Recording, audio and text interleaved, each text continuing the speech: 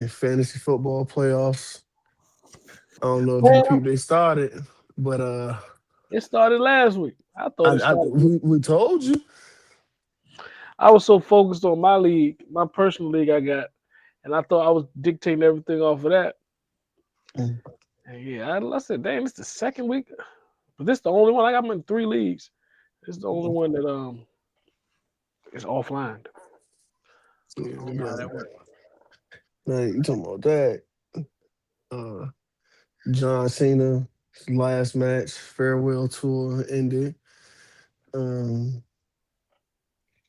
it's what do they call it? Seasonal depression.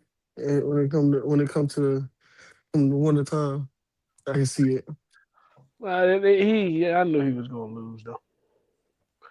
He wanted to go out that way. I mean, he's humble enough to want to go out that way. They say that's the traditional way, like for the business. And yeah, you want to put You the always younger go guy out. over. Yeah, you always go out putting somebody over. Yeah, I don't know. I'm sorry if I'm him. I'm taking the Bret Hart approach, and I'm not going out a loser. Bret Hart went out. Vince McMahon made the call. You ain't always got it. It ain't always in your control. Vince come down there and make the call. That's what we need. We need Vince back. Where's Vince at? Vince fighting a lot more things than WWE matches. I was surprised he wasn't there. That Yeah, surprised me. he got a lot of stuff that he dealing with. He could be at one show. That was just I want to say outside of the montage. I want well with the montage. I want to say that was his first time being viewed in the WWE setting since he stepped down. Oh, he did do a little video shout out. Yeah, he was in the montage that they made for John Cena. He spoke. Yeah. Oh, I didn't even catch that. I didn't catch that. I mean, the overall match was great. I say it was. I mean, like you said, it was kind of ironic and a little bit foretold already with what was gonna happen. Because I mean, a man whose catchphrase is "never give up," he gonna tap out. I mean, you kind of Cliche. It was cliche. yeah. It's Hey, like hey, dog Triple H though. oh, and it's crazy. And I can honestly say I Dog understand. It's Triple like H. hey, Triple H top five in my book, but it's like They dogged him. soon as he came out, boo, I'm in there too. I was on it. Like, there's no way.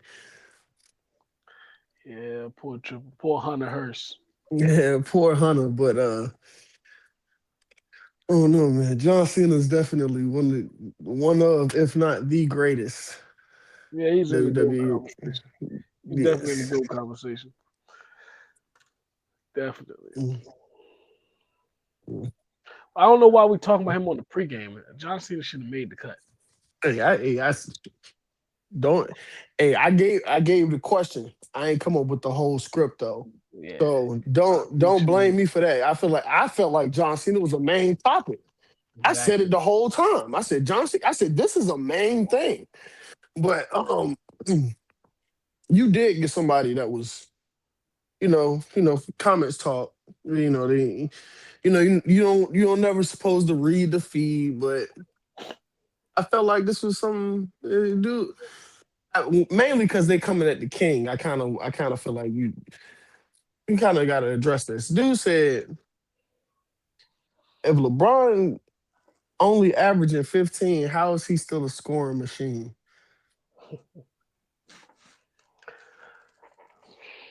LeBron is the all-time leading scorer in the league. I feel like the And fact that he's he's 40 in his plus doing it 23rd still is season, 23rd and he's season 40 years still. old. Turns 41 at the end of this month. I don't understand what if we can do two 2 months of a season and that surpasses 22 seasons that he's played. If that weighs heavier than those 22 seasons, then I don't know what we're debating about. But um, I don't remember saying he's a scorer. What they say, the who a Scoring scoring machine. machine. I, I don't remember saying he's a scoring machine. I did say he can still stack the score box like the box score. He definitely I'm gonna still say he's definitely getting rebound, stuff the assist, stat and sheet. point. So, and I don't believe I called him a scoring machine. I doubt it. I remember saying he would be like the third option, so I don't see why he would be a scoring machine. But yeah, Mm. Welcome to Point Blank Period. Point Blank Period. point blank period. Point blank period. Point Blank Period. No pressure. Can't have a baseball conversation without bringing up Ohtani. He's a great pitcher and a power hitter. Yo, this man's top 5. I'm still taking today's NFL. I'm going with the Niners. None of them are better than Brady. This is your argument? No, what I'm saying is, who's MVP? Do they not matter no more? Everything you said before that point is irrelevant. Not how the NFL works, baby. We drafted your replacement already. So Whoa. I don't gotta talk to no peon. Why not just come back and prove? This time he's really going off. Fireworks. Because we can't argue facts. What I told you when you got involved with this. This Grown is man business. Grown man business. All right. Welcome to Point Blank Period Podcast, the best sports podcast, Point Blank Period. Today is episode 35, tis the season. And tis the season that we're going to do something a little different. This goes to Mr. KD Point. John Cena made the pregame, and I'm going to speak about him right now. First time ever. So this is the thing. First of all, I want to say congratulations. I think over 20 years that you put in, Mr. John Cena. Like, you got to salute that. And to Mr. Amari point, I think it was poetic that the never give up mantra, and he tapped out. Truth be told, I would rather him really would have been like prolonged a little bit, or almost on some stone cold. I don't want to tap out, I'd rather faint in the ring type ish. But with that being said, I'm gonna just say this. I got 5 John Cena moments that I think that's my top 5 in particular. In no particular order, I'm gonna get that out of the way. And as I'm saying this, I want you and Mr. Amari, Mr. KD, to think about y'all Mount Rushmore of wrestling real quick. I got one. What about my So top with that 5 being said, moments? I I got 5 moments. Yeah. You can get your 5 moments after I finish. The WFU with Big Show and Edge. The last match that just happened, that's a moment because it's the last match. His battles with The Rock, iconic. John Cena versus Which AJ one? Styles. If you ever get a chance to watch that Which one? public, Which fight with The Rock? No, the battles. No. The whole legacy, the whole, like, not just one, not just one. That's why I said battles, plural. You said moments. You said top you said 5 what? moments. That was a moment. Let me do me. Sorry, I get a little emotional when it comes to wrestling. John Cena versus AJ Styles. I don't know if you ever watched that fight. This is when AJ Styles and John Cena pulled out all the moves. I think they did a tombstone, a choke slam. They went for the 619, the broken wing. I think that's the name of the move by Chris Angel. They did all the moves, so they paid homage to everybody. And this in particular last run for John Cena, especially when he turned heel, I loved it. The All-American guy turns heel. Loved it. That's my 5 moments. You give me yours, KD, then Mr. Amari, before we get to our first topic. Yeah, the only one we was likewise on was the Rock one. That's why I wanted to see how specific you would get. But I have him at WrestleMania 29 when he actually beat the Rock. I ain't count. Yeah, 29 was bigger because he lost in 28. So 29 was, you waited that whole year for him to get another shot. So that was a big moment for me. The ECW match where he went against RVD and he walked out and everybody was against him. They were throwing stuff at him and everything. He was his head down with the belt up, walked out there like a soldier. His debut, I have to name the debut because it was against Kurt Angle, one of my other favorites. Ruthless aggression. Slapped the and that got to be a moment. The Royal Rumble return off the injury when nobody was expecting him to come back that soon. And then you just hear the music hit. You just hear the music hit and you see him come out with the new dog chain emblem and everything. Off the loose. Hustle, loyalty, respect. That's what kicked that to the next level. And then I'm going to go with, of course, winning number 17 when he beat Cody to get number 17. So I actually had his Iron Man match versus Randy. just making Randy tap, having it go into the last 5 seconds to actually get that final tap to win that Iron Man match. The debuting of the spinning WWE belt. I had to have that one. That was After he beat yeah, JBL. for the culture. I had to bring that. Had to put that one in there. Winning the 08 Royal Rumble. His first WWE title versus JBL. Winning that I feel like that was really what got him going. Besides the U.S. titles, I feel like winning the WWE title was his first true shot at major stardom, and it showed like the trajectory that he could have been on because they seen his potential. And then of course getting his 16th title, and then versus AJ, and what is it, the match against RVD. Because one Robin, then one of That my might be favorites. my So number one spot for him. I Cause it was say, just so hard the way he came out. They was all against him. That was, and another one we ain't bring up was the CM Punk jump, but he lost, of course. But the match against CM Punk when CM Punk left with the belt. All right. So, like I said, I want y'all to think about y'all Mount Rushmore. Mine's Sting, Undertaker, Bret Hart, and the Gang Triple H. Now, the GOATs all time is Hulk Hogan and Ric Flair. I ain't even picked them on my own Mount Rushmore. They on a whole nother pedestal by themselves. But my 4, Sting, Undertaker, Bret Hart, and the Gang. And then I'm gonna say this last thing, and I'm gonna let y'all 2 go. My top 3 attributes, and this is why I think that John Cena was a great wrestler. He's a GOAT in his era, no doubt. Just not me, to me personally. He was strong as an ox, probably the strongest WWE wrestler of his generation, easily. Killer on the mic, and freestyles and in roast. And also his freestyle ability is what made Stephanie McMahon see him being able to have so good crowd work. That would elevated him to a main roster position. She seen how good he was on the mic, freestyle and all that. And she said, with that, I could put that in front of the world. And with that last thing I want to say, he's probably the most charismatic person in his era. This is the post-Rock era. The Rock was the most in his, and I think he's the most charismatic wrestler in his era. Now it's on you, Mr. KD and Mr. Amari. Boy, Amari, he getting long-winded with these little quick breaks, man. I don't even remember what the first thing he asked. He went to like 3 different topics. What did you start Mount with? Rushmore. you want to Mount Rushmore. My Mount Rushmore, Shawn Michaels, all 4 spots. I don't need 4 guys. That's just my guy. I agree with you with John Cena being a GOAT. I wouldn't put him as the GOAT because that's why I have Shawn Michaels at. But yeah, I'm gonna keep it short since you took up a good amount. I know how passionate you are.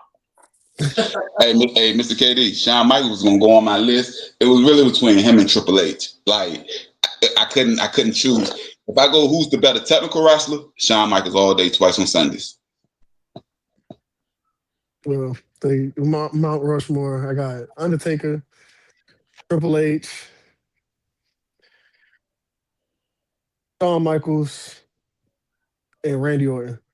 I was about to say. I just after I wanted to let you finish. Shout out to Randy Orton. Randy Orton is like underrated to the key, boy.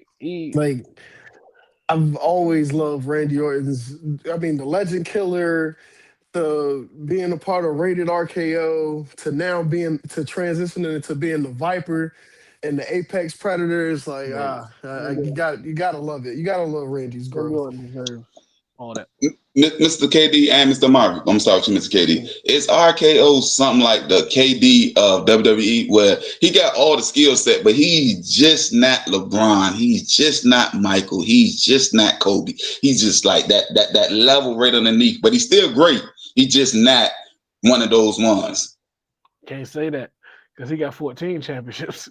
So Randy right behind him. He right Randy there. is right behind him. Like So Randy right there. He's just the one that gets doesn't get the name. He was beating John for the title. He's right there. That's why I kind of call him the KD. Like John Cena would be Triple H. John Cena would be LeBron, and he would be like the KD, so to speak. Nice. That's all I know. Randy Orton, nice. All right, so we're gonna get to our player of the week, and I'm gonna say this for y'all speak. My player of the week is John Cena. So we're gonna end it there. He get the player of the week this week for me. John Cena. It's on you, Mr. KD. Yeah, my number one before we go in and we elaborate on the other honorable mentions like we do. Trevor Lawrence, 6 touchdown performance, almost 400 scrimmage yards in the dub. So yeah, Trevor Lawrence I believe, should be the unanimous. So yeah, definitely got Trevor Lawrence down as number one. I mean, number two. I mean, I feel like we all kind of know Kyle Pitts. For one of the one games in his life that he actually put on the showcase. 11 catches, 166 yards, and and 2 touchdowns. No, he had 3 touchdowns. 3 touchdowns for him. Uh, did you have any more? You want me to ramble off the other names? Go ahead. I'll piggyback off it. But I got Travion Henderson, 148 rushing yards, 2 touchdowns. Trey McBride, 12 catches, 134 yards, 2 touchdowns, and Amon-Ra St. Brown with 13 catches, 164 yards, and 2 touchdowns. yeah, I'm right there with you. I added Bo Nix because he had a 4-tutty performance. So Bo Nix, 302, 4 touchdowns. That was the only one that you didn't say that I had up there, but all the other names you said, I was right there with you. All right. So before we get to the next topic and go to Mr. Amari, I'm gonna tell you this, Mr. KD. I had Kyle Pitts in the playoffs on my fantasy football league, and I benched him. 45 points on the bench. So sick about it. Secondly, I had Henderson, and he got 30. So I had 75 points on the bench that didn't count for anything. So Which when league? you said what, sir? In what league? A winning? You was winning? In the league at the job. I still end up winning this week, but I would have won by 4 points. I would have won by 74 points easily. So with that being said, we get to our 4-week breakdown with you, Mr. Amari. The Bills stay alive for the AFC East title with the win over New England. What's your thoughts, Mr. Amari? New England needed to lose. New England really needed to lose. And I just think it was by time that Josh was. I just don't think Josh Allen was going to let them sneak away with beating him twice and then walking into the postseason like everything was okay. Because you already don't want to see a team twice, and this is in your division. But now you have to see them potentially 3 times, which is going to be even worse. So you let Josh see what you had early in the season when, I mean, obviously up to that point, the Bills were favored in every game. So they go in there off a high horse, not expecting to really lose, not really knowing what to expect from this team, and they lose. Now they know what to expect, and they play you a second time, and then they do go down early, but they're able to rally and win the game.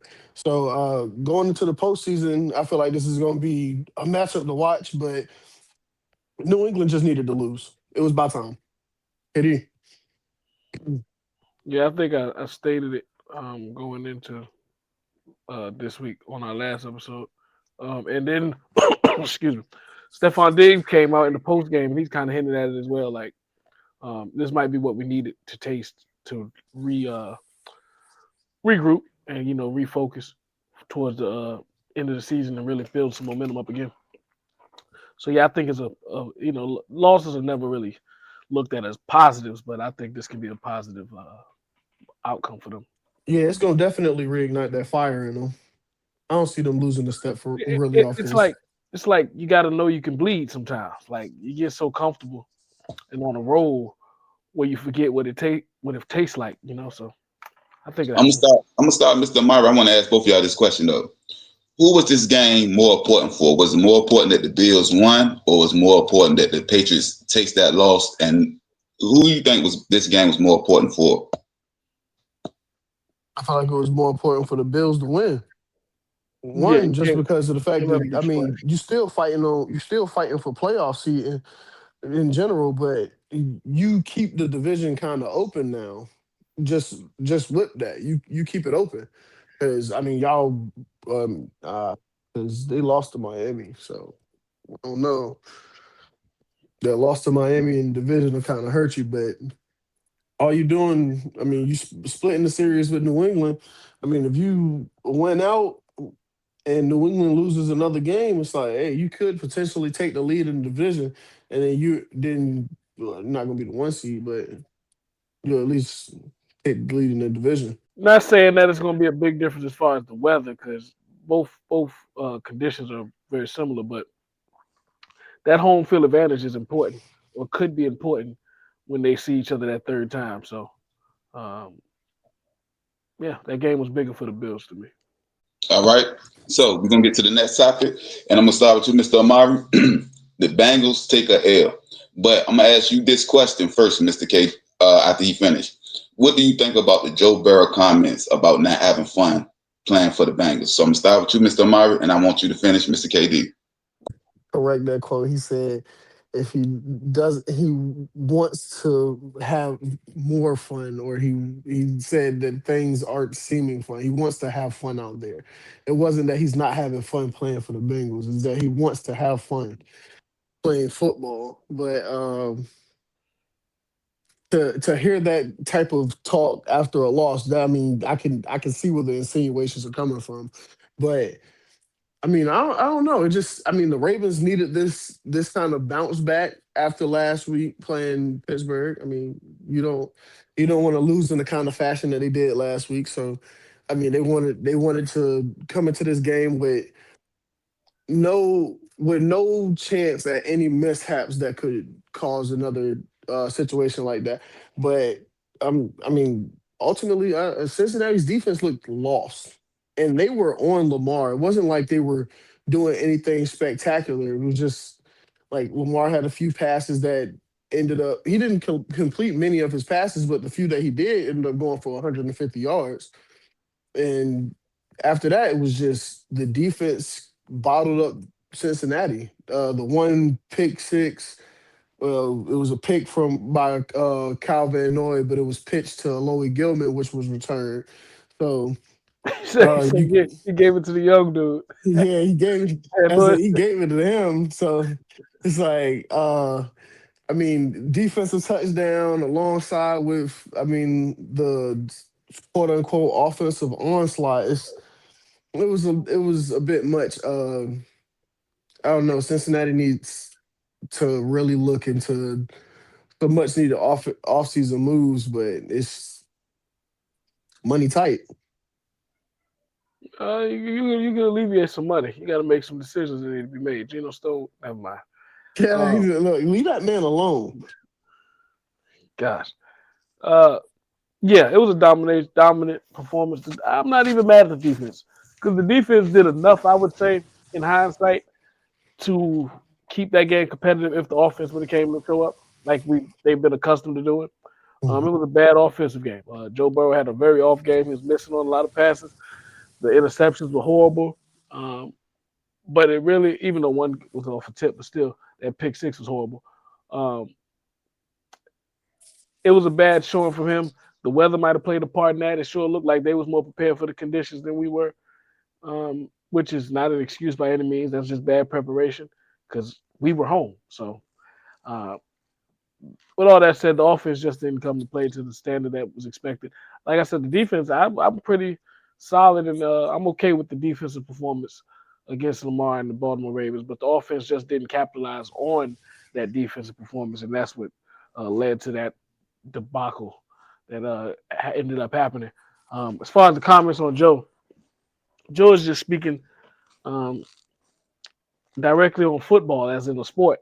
The injuries he's had to battle back from, the recovery process, and then on top of all that, the losing that he's been a part of for the last 3 seasons. We haven't made it to the playoffs. He's trying to find the fun in football. And I understand where he's coming from because I understand the level of competitor he is. And losing is probably driving him insane as far as not being able to contribute to the on-field product by being available. So, yeah, I get that. But especially being such a, like, I mean, he was such a winner in college, going into the league and going into Cincinnati. I mean, even his rookie season, he started out hot, and then of course, these injuries that continues to come. In the second year, where were we at? Yeah, that's what it's like. You look at it like that. It's like, yeah, I went to a Super Bowl in my second year, but in the third year, I finished my rookie contract out with nothing after that. Yeah, it's like I'm missing the playoffs, and it's like he going into his new contract on the same thing. And like what you said is, I think, is the most important. The losing is the most important to him, or the not being able to get to the playoffs. But I think the injuries just pile on top of it. And what you don't understand from us on the outside is the whole recovery process when he's by himself or alone at times, and that's what can weigh on your mental. And I think that's really what happened. I think it really took a toll on his mental, as far as another injury, another depleted season, and he came back to no avail as far as an opportunity to really extend the season. So I think it all totaled. It was too much for him. Well, I ain't gonna say too much, but it was a lot for him, and it circulated at one moment, and he let it out in the media. And of course, what the media is gonna do, they're gonna take that narrative and flip it however they can to push the narrative where they want it to be. So I get all that, but I think it was a direct comment and related to the sport, him enjoying playing the sport and competing. Okay. So with that being said, right, I'm gonna say this. I agree with you partially about especially the injuries and recovery and all that he been going through. But I also believe this is almost Carson Palmer 2.0. Playing for the Bengals is treacherous, and you keep losing, and don't nobody want to keep losing. But speaking to a team that consistently win, and I'm gonna start with you, Mr. KD, because I ask you this question every week. 11 in a row now. The Broncos, 11 in a row. Just speak on Why that. didn't nobody quit on the Bills when they kept losing? You said what, sir? Why didn't nobody quit on the Bills when they kept losing? I would have quit, but I dedicated my childhood to them, so I ain't have no choice. I ain't have no choice. I'm talking about players, not fans. No.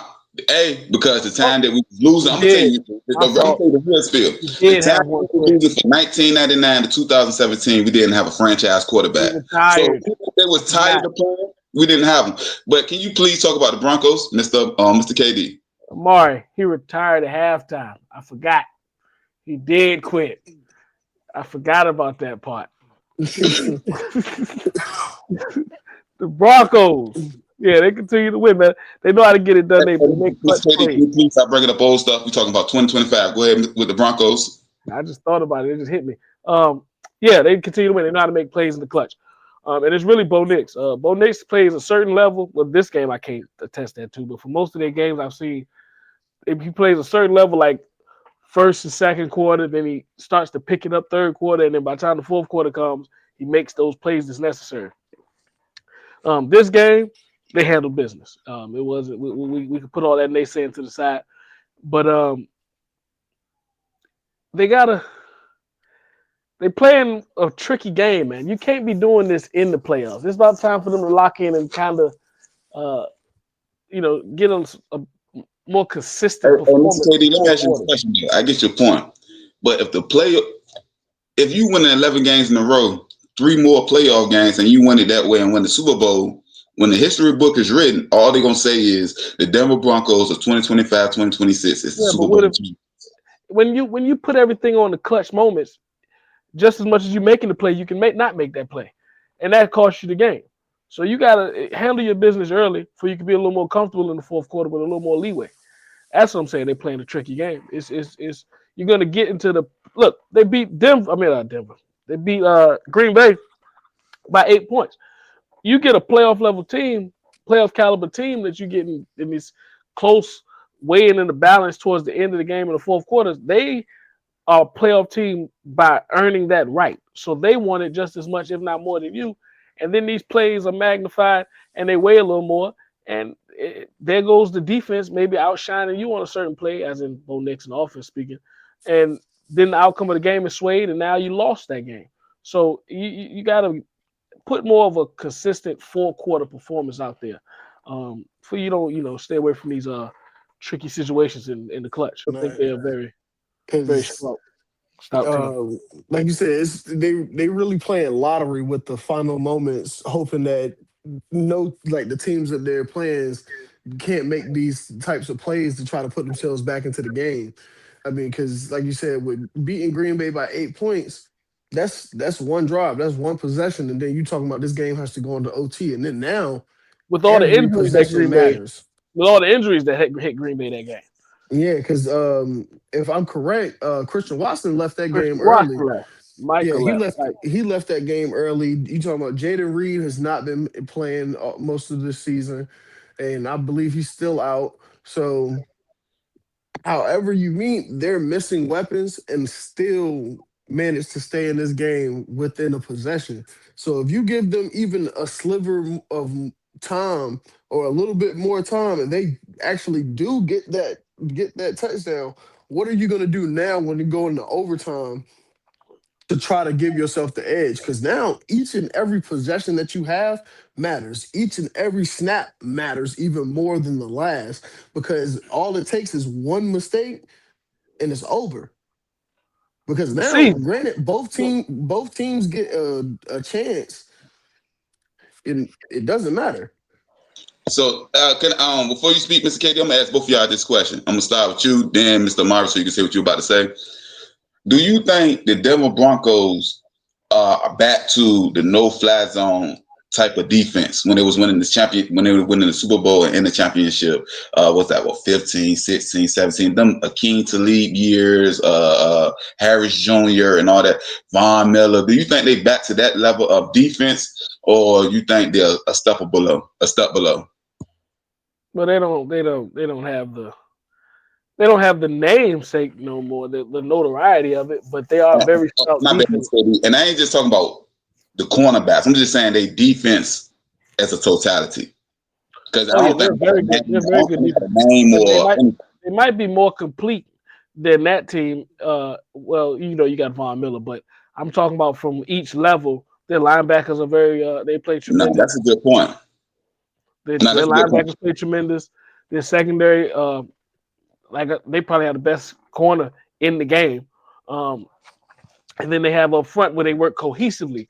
It's not more so the Von Miller or I think they had DeMarcus Ware for a couple seasons. Nah, we have a cohesive 4 to 6 man rotation that just does the job. And then the linebackers' jobs are easier. And then by product of that, the secondary jobs are easier. So they're just a more cohesive, complete unit. And that's really, that can be more valuable in these playoff environments where we can't pick where we want to attack you because you're so consistent at each level. I mean, they used to even more so, like you said, with the front unit, with the front seven, most of their pressure, or at least most of their quarterback pressure or QB rushes come from the interior and the linebackers. So you talking about a linebacker blitz, or even just Zach Allen being able to press the pocket and making the quarterback get off his mark, and he runs out and he gets sacked by Nick Bonito. It makes that whole front seven plays as a unit, but this all comes off the fact that the back end has their matchups blanketed. Your number one receivers, you can stop. Don't even look his way. Okay, your number one receiver might get one catch for 5 yards, if that. We're not going to even say Pat Surtain name the whole game, and that's the real problem. The only, I would call it a fault in their defense, but even more so, it's not even that big of a hole because it's never exploited as much. It's Riley Moss. But even then, he's still a pretty good corner on the other side. It's not like he's just a guy that's thrown out there. He's only looked at so less than because he's on the other side of Pat Surtain. So he's going to get those opportunities. It's sad to say, but he's targeted because of the guy that he's associated with. I'm not messing with him. That's how Cromartie was when Reeves was with the Jets. Cromartie got all the targets, so of course it's going to be high risk reward. His stats was going to look a little, up and down. But hey, they throwing at me 20 times a game. They're not throwing to the other guy's side. So yeah, that statement is more of a kudos to Pat. But yeah, that defense, if Bo Nix can just get consistent and step it up in that first half, that puts them back as, I believe, a top 3 Super Bowl threat. All right. So I'm going to get to the next topic. Monday night beatdown. The Steelers versus the Dolphins is on you, Mr. Amari. Fish don't swim in the cold. They did good. They did good for like the first drive. They almost fooled me. Hey, and it's funny because I was telling one of our subscribers, I was like, man, I don't know, man. He was like, what? I think we got a chance. I said, I don't know why you think a team from Miami with a quarterback from Hawaii has a chance to do anything in temperatures under 40. They was pump faking good. They 0-7 in those games. You saw them with the shirts off. Yeah, Yeah, they was pump faking good. they was trying. They tried to. I mean, you come out there with the intimidating factor. Sad to say, you got Tua, and I got DK. Yeah. It's like I feel like your uh, uh, most threatening person. I mean, I got DK. Like Hey, I know certain I know dudes, he'll do it. certain dudes, when you got to tackle them, it's time to make a business decision, especially Yeah. in the cold. Speaking of, I do feel bad for Minka. Granted, he turned that defense around. And he turned their season around. Um, he was on the wrong side of a DK Metcalf stiff arm, and I felt bad for him. He went all in, man. He was too hesitant. I do think there was I mean yeah, I don't know if I would say he was hesitant, but I do think he was he was holding back. These were his guys at one point. No, I think he was just thinking, how do I get this big mother up too late? I got to do it. Yeah, Because because I mean, I think it was the one check down to Darnell Washington. My that's man, another one you got to make my decisions. my man just tried. Yeah, they was definitely making business decisions that day. But my man Minka just went and tried to grab his ankle and was like, "Yeah, like just get him on the ground." That Miami weather it spoiled him. Yeah, I mean, yeah, not every place that you're gonna go is gonna have palm trees. Like I It said, spoiled him. hey, fish don't swim in cold weather. Darnell Washington, a big dude, man. What was he? What 6'7", 300? That's a big dude. That's a big dude. You better hope he by the sideline and you just push him out, force him out of bounds. That's all you can do. Hey, before I get to the next topic, Mr. KD, I don't know if you remember the Little Giants, the movie, when they put the applesauce in their mouth. This is what we call intimidation. That's what they tried to do. They tried to scare them boys. They tried to scare them boys. You can't scare. This is my terrain. You can't Yeah, come to the jungle and try to scare the lion. yeah, You can't they scare me. tried. And to Mr. Obama's point, the only reason I think they had a good first quarter, well, I think you said it, it's because they still had that heat from the locker room. Once they really felt that Pittsburgh, woo, they acted like the tuna that it was. Hey, Speaking what of, did they say? Oh, I thought this was temporary. This cold don't go away. speaking of a team that I think is no longer intimidating, the Kansas City crumble continues as they get knocked out to playoff contentions. What's your thoughts about this, Mr. KD? I was gonna say I called it and glowed a little bit, but I didn't call this. And the fact that the injury happened, I really don't. I'm not gonna go at this moment. But I'm not as hard on them as everyone else is as far as a whole crumble or the word you use.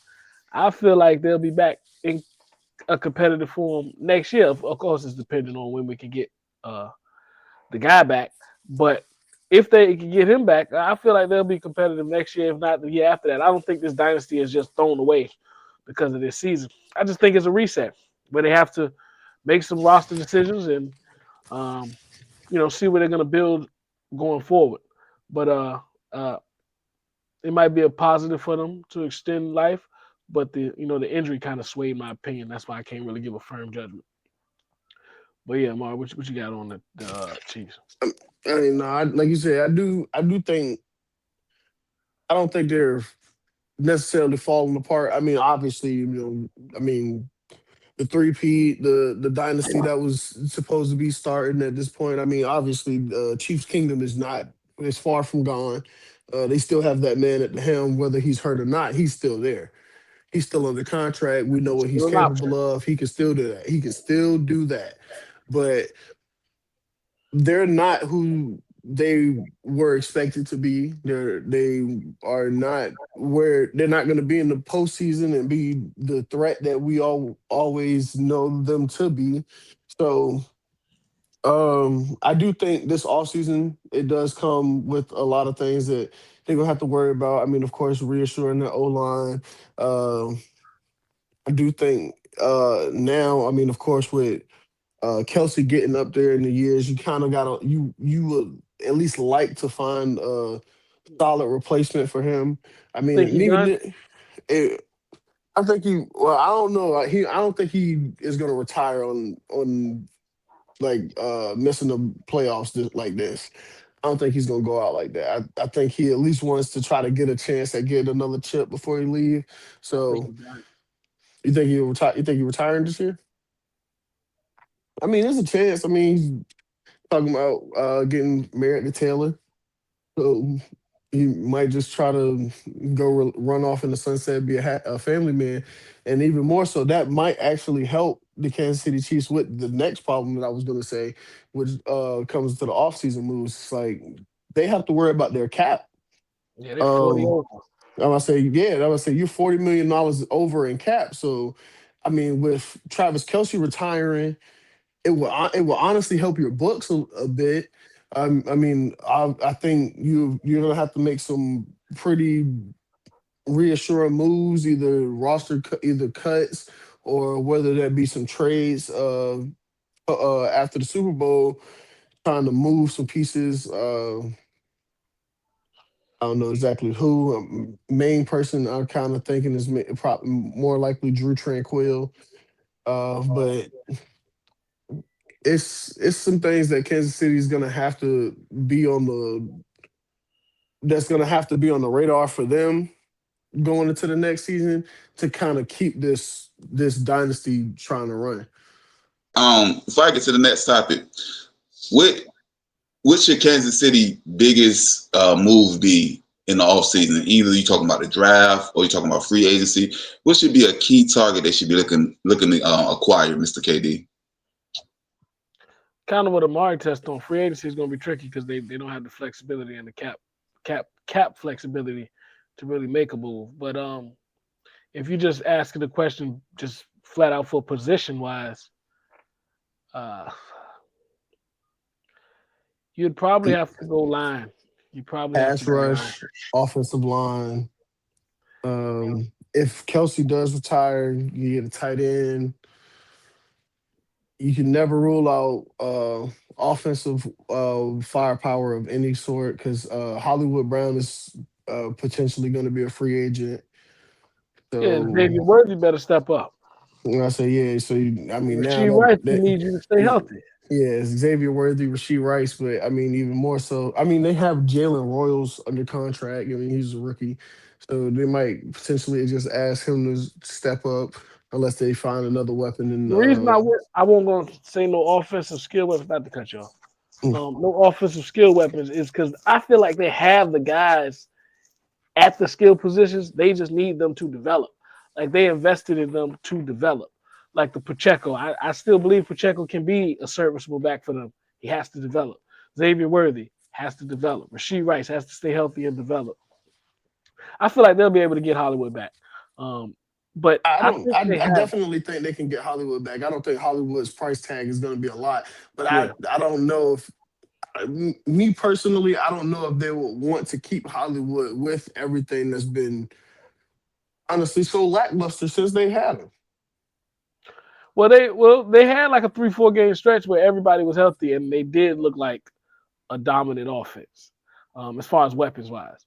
But they was missing Rasheed for a period. They was missing Hollywood for a period. They was missing Xavier. Like it was so much in and out. Get from the same thing that you can get from Hollywood, you were getting from Tyquan Thornton. So why would I need to pay Hollywood the extra money? I forgot about him. Yeah, I think their skill position should be good. Now the trenches. Now you said pass rush. You can never have too much pass rush, so I'm with you on that. But I feel like they got to protect more. Mahomes was getting hit a lot more than we've seen accustomed for him. And outside of Creed, I'm thinking, who is the stalwart? Because they lost Tooney. They got Creed. They still have Trey Smith, who's He's all pro right guard, but he was hurt in most of their matchups this I'm year. thinking about those tackles. So I know at left tackle they have a rookie. Yeah, they have a rookie left tackle. I'm not exactly so sure who their right is. Maybe Jawan Taylor. That's what I wanted to say, but I won't certain if he was still there or not. Yeah, I think it is Juwan Taylor. I think it is then. I don't think both of us will be wrong. If we both, I think we got enough that both of us wouldn't be wrong. But either way, they can get improvement there. And like you said, pass rush, you can't never have too much pass rush. But I just feel like, what do you do with Chris Jones?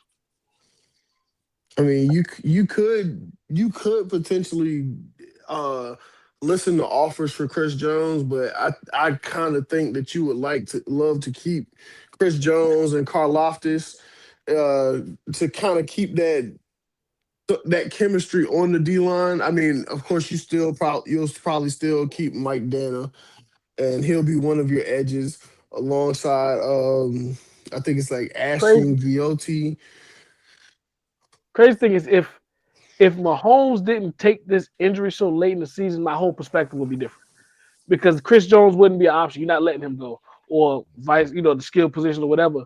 But the fact of when this injury happened and how it happened, everything's on the table because you're kind of sacrificing next year too.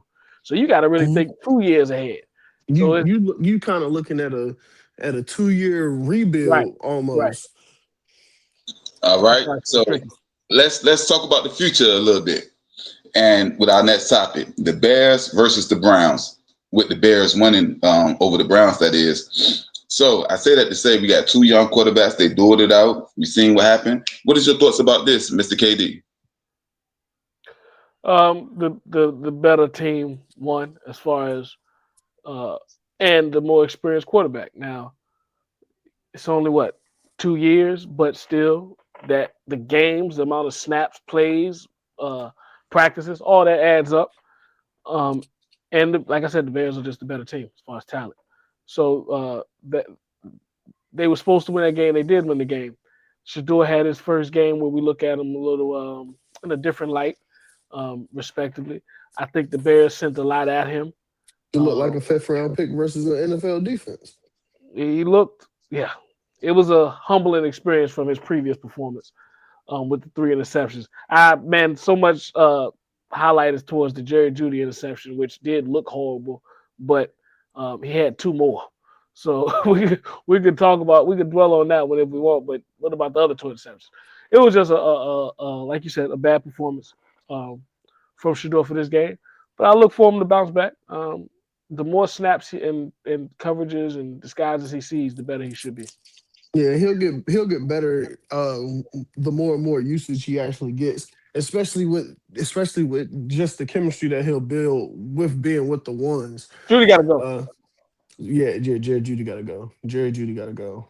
Jerry Jeudy gotta go. He's a cap casualty for Cleveland this all season. But to touch on the Bears, Ben Johnson changed that culture. Ben Johnson changed that culture, and I mean he said it in the preseason. He instilled it to Caleb, saying that they could potentially be a 10, 11, 12 win team, and they already got 10, and they got 10 the first year, and they could still keep going. And it started bad. Yeah, so I mean, at least for the NFC North, I feel like they kind of got a lot to deal with as far as when it comes to Detroit, Minnesota, who's I mean, I feel like I'll touch on them a little bit later. Green Bay and Detroit, Green Bay, and Chicago. They're coming for that top division spot. They're coming for it. Yeah, they definitely are. And then, like I said, when we transition over, I'll talk about Minnesota. And I'm gonna say this: both of y'all made some great. The first thing, Mr. Amari, when he talked about the coach, he really did transform the Bears, because everybody thought the Bears was gonna be god awful like they always been. And then to your point, what you said, Mr. KD, when you said it, just hit me. You were like, the snaps that he took. I think it's like 60 to 70 snaps on offense you take per game. Even if you just say 60 snaps, 10-game season, that's over 600 snaps, 600 defensive fronts, 600. So you got so much more information than a person, to y'all point, Shedeur Sanders, a 5th-round draft pick, or somebody who got minimum starts under their belt. So he's so much far ahead of him, even though he's nothing but a second-year starter or second-year player.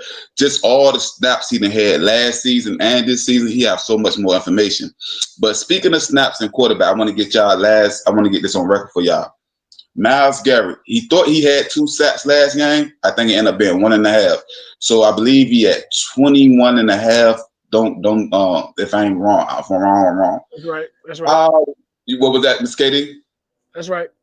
All right. The question is, next game, how long before he break the record? That's basically the question.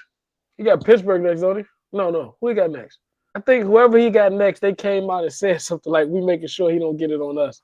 So I think they got a plan in place. But hey, everybody got a plan until you get punched in the mouth. Myles Garrett will eclipse that record next week. He getting that record next week. I would say 3rd quarter. Who is he playing? That's what's important. Oh, I mean, he played the Bills. That's a tough dude to get down. Yeah, that's what I'm saying. That's what I'm saying. Josh Allen kind of a tough guy to bring What down. he need? He need 2 to win, right? Because it's 22.5, right? He need 1.5 technically. Yeah, because it's 22, so he got to beat 22. He might get 1. As I say, he might get 1 against Josh, and then he just need a half. In which I personally think they'll give him a half just for him scaring somebody. Well, let me guarantee you this is why I'm so certain, because he got to play Cincinnati within the last 3 weeks. So I promise you, he will. Even if he don't get it by the time he sees Cincinnati, he might get 27. Yeah, he might smoke that record. He played out once or twice. Once. We played him once already. We played the first game of the season. Oh, yeah, he went for like 3. So for the record, the Browns' next 3 games are the Buffalo Bills, the Pittsburgh Steelers, and then they end with the Cincinnati Bengals. He's going to have like 25 sacks. So he got a chance at getting 6 sacks in the next 3 games. He's going to have 25 sacks. Because he guaranteed he going to get 3. He can at least get, you're talking about week 18 too. You're talking about week 18, Joe Burrow. Or maybe not even Joe Burrow. Maybe not even Joe Burrow. Jake Browning. It better be. Week 18, Jake Browning. So they have nothing to lose. Yeah, he getting 3 sacks that game.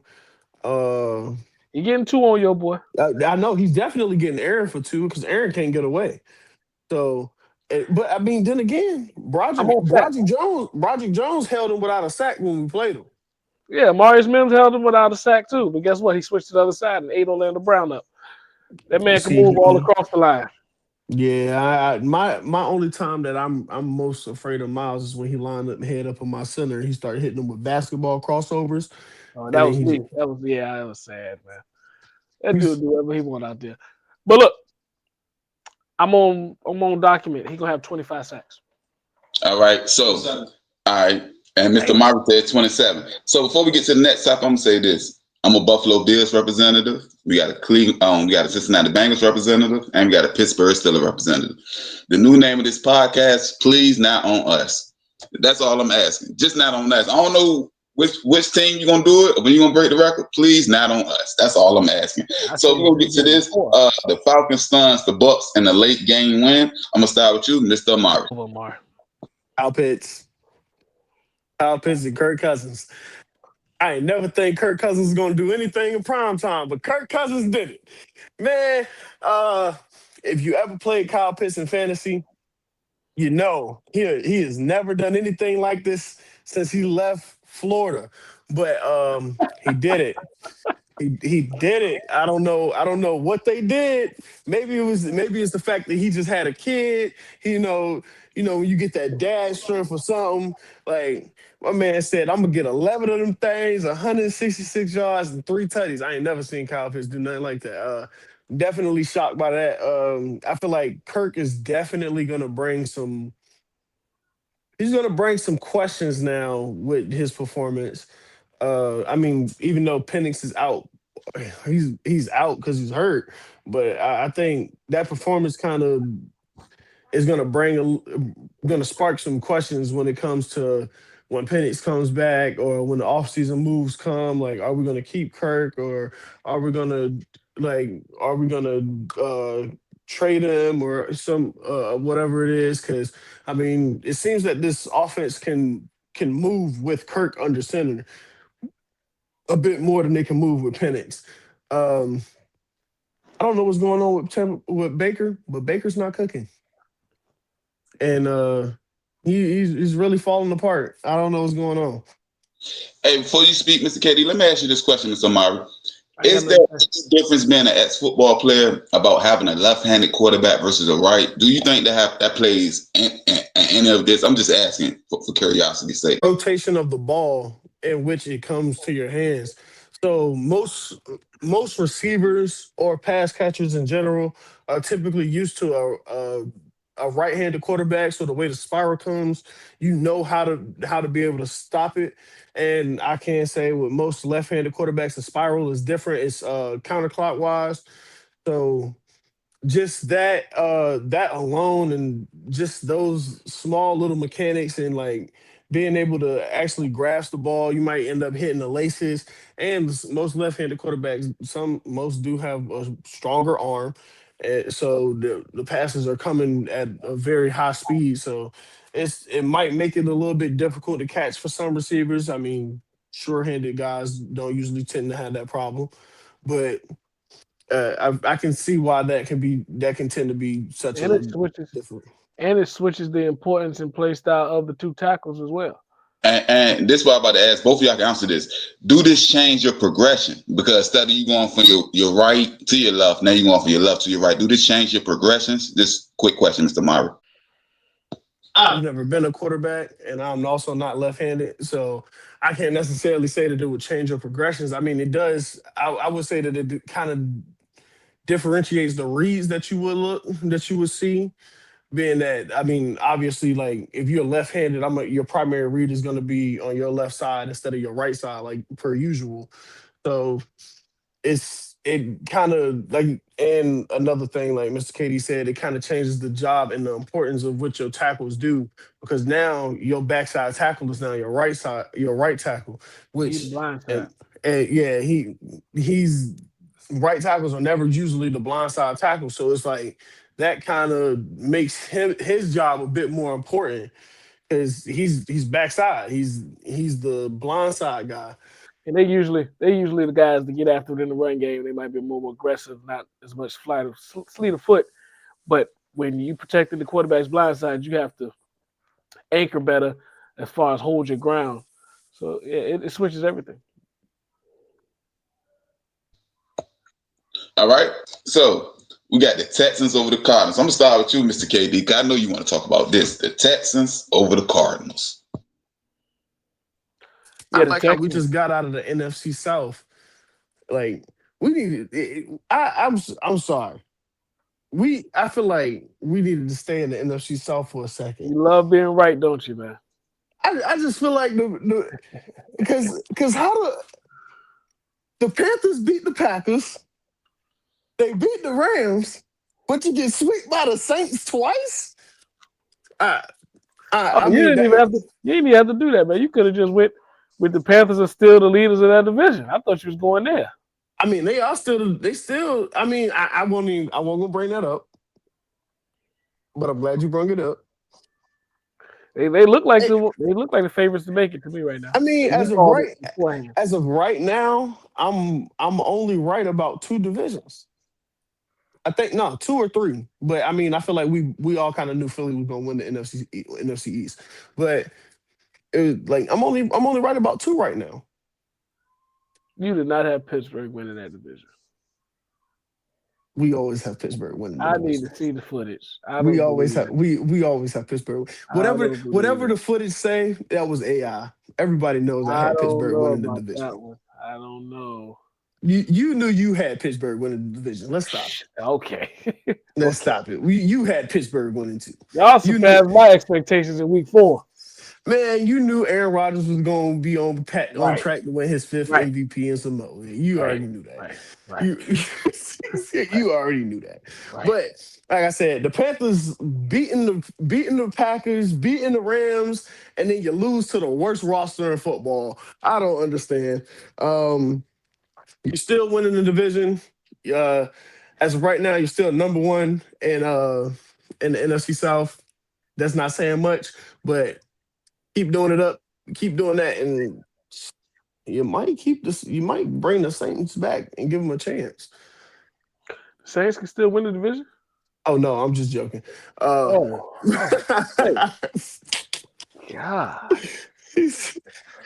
Nah, but yeah. You forgot Texans, you on the Texans and the Cardinals. Yeah. Texans, they're picking up steam. They're going under the key. These are the teams you got to watch for when the playoffs start too. Wait. Who said that too? I don't remember you said that. You said that too? Nah. I said the Texans was gonna do something. I said, wait, they gotta get CJ back. You was like, nah, they can't bring 3 teams to the playoffs. I mean, granted, they're not because the Colts is. I'm about to say, hold up now. I don't think I was wrong in that. They're not bringing 3. Hey, nobody knew that Daniel Jones was gonna get hurt. Even before he got hurt, they was headed downward. And they had 2 bad games. And look what it did to their standings. You thought y'all was gonna make the playoffs because y'all had 2 good ones. No. We're talking about the Colts was at the top of the division. We was never at the top of the division. Y'all had a chance to win the division. You're right. No, we was never at the top of the division. Y'all was second. Now the Jaguars. No, we won't. Y'all was at top of the division at one point because Baltimore was trash. We was at number 2 and y'all was winning. No, and then we kept swapping spots. We got 4 damn wins. When was we winning? When everybody else had 3. No. You was the lead the whole time till Baltimore came back. But yeah, Texas picking up steam. Those are teams you got to watch when they creep under the radar with a little traction and a streak going. But who else I'm missing in that division? Oh, Jaguars. So yeah.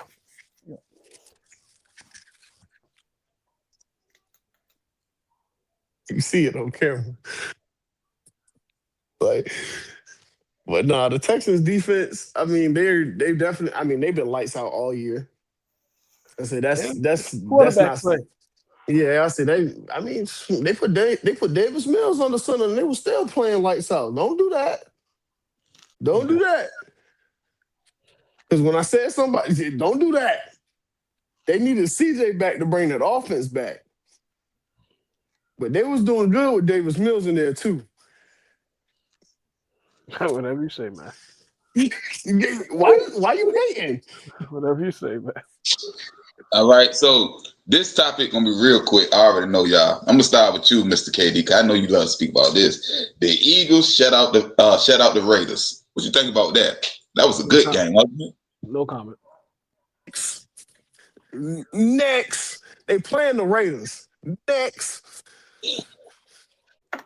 Hey, you think Pete Carroll gonna be there next year? No, sir. I'm gonna listen to my pod brother. We're gonna get to the next topic. The Rams clinch a playoff berth with a victory over the Lions. It's on you, Mr. KD. Top Super Bowl threat for me. I've been saying it for weeks now. Being the first team to clinch a playoff spot this early, I mean, hey, it's a feat. That's definitely a feat to them. And like Mr. KD said, he said it a while ago. They're a top Super Bowl threat. They're a top team in the NFC as of right now, and they're the scariest team when healthy. Let me ask y'all this question. Y'all top 2 MVP picks real quick. Matthew Stafford and Matthew Stafford. It's a gap. It's a gap. Matthew Stafford, he not getting it. Jonathan Taylor. Oh, okay. He said Matt Stafford and Matthew Stafford. I'm going with Matt Stafford and Josh Allen. All right, so we get to the next topic. Yeah, if I had to pick somebody, Nice. Yeah, we're going to get to the next topic. The Seahawks with a late kick to win over the free-falling Colts. So, and I'm going to ask this question too, since I was just speaking about it. Do either one of y'all think the Colts can make the playoffs? It's on you, Mr. Amari. Very, very slim chance. I mean, I feel like they gotta win. they gotta win a couple of these games and hope for some teams to lose for them to make it.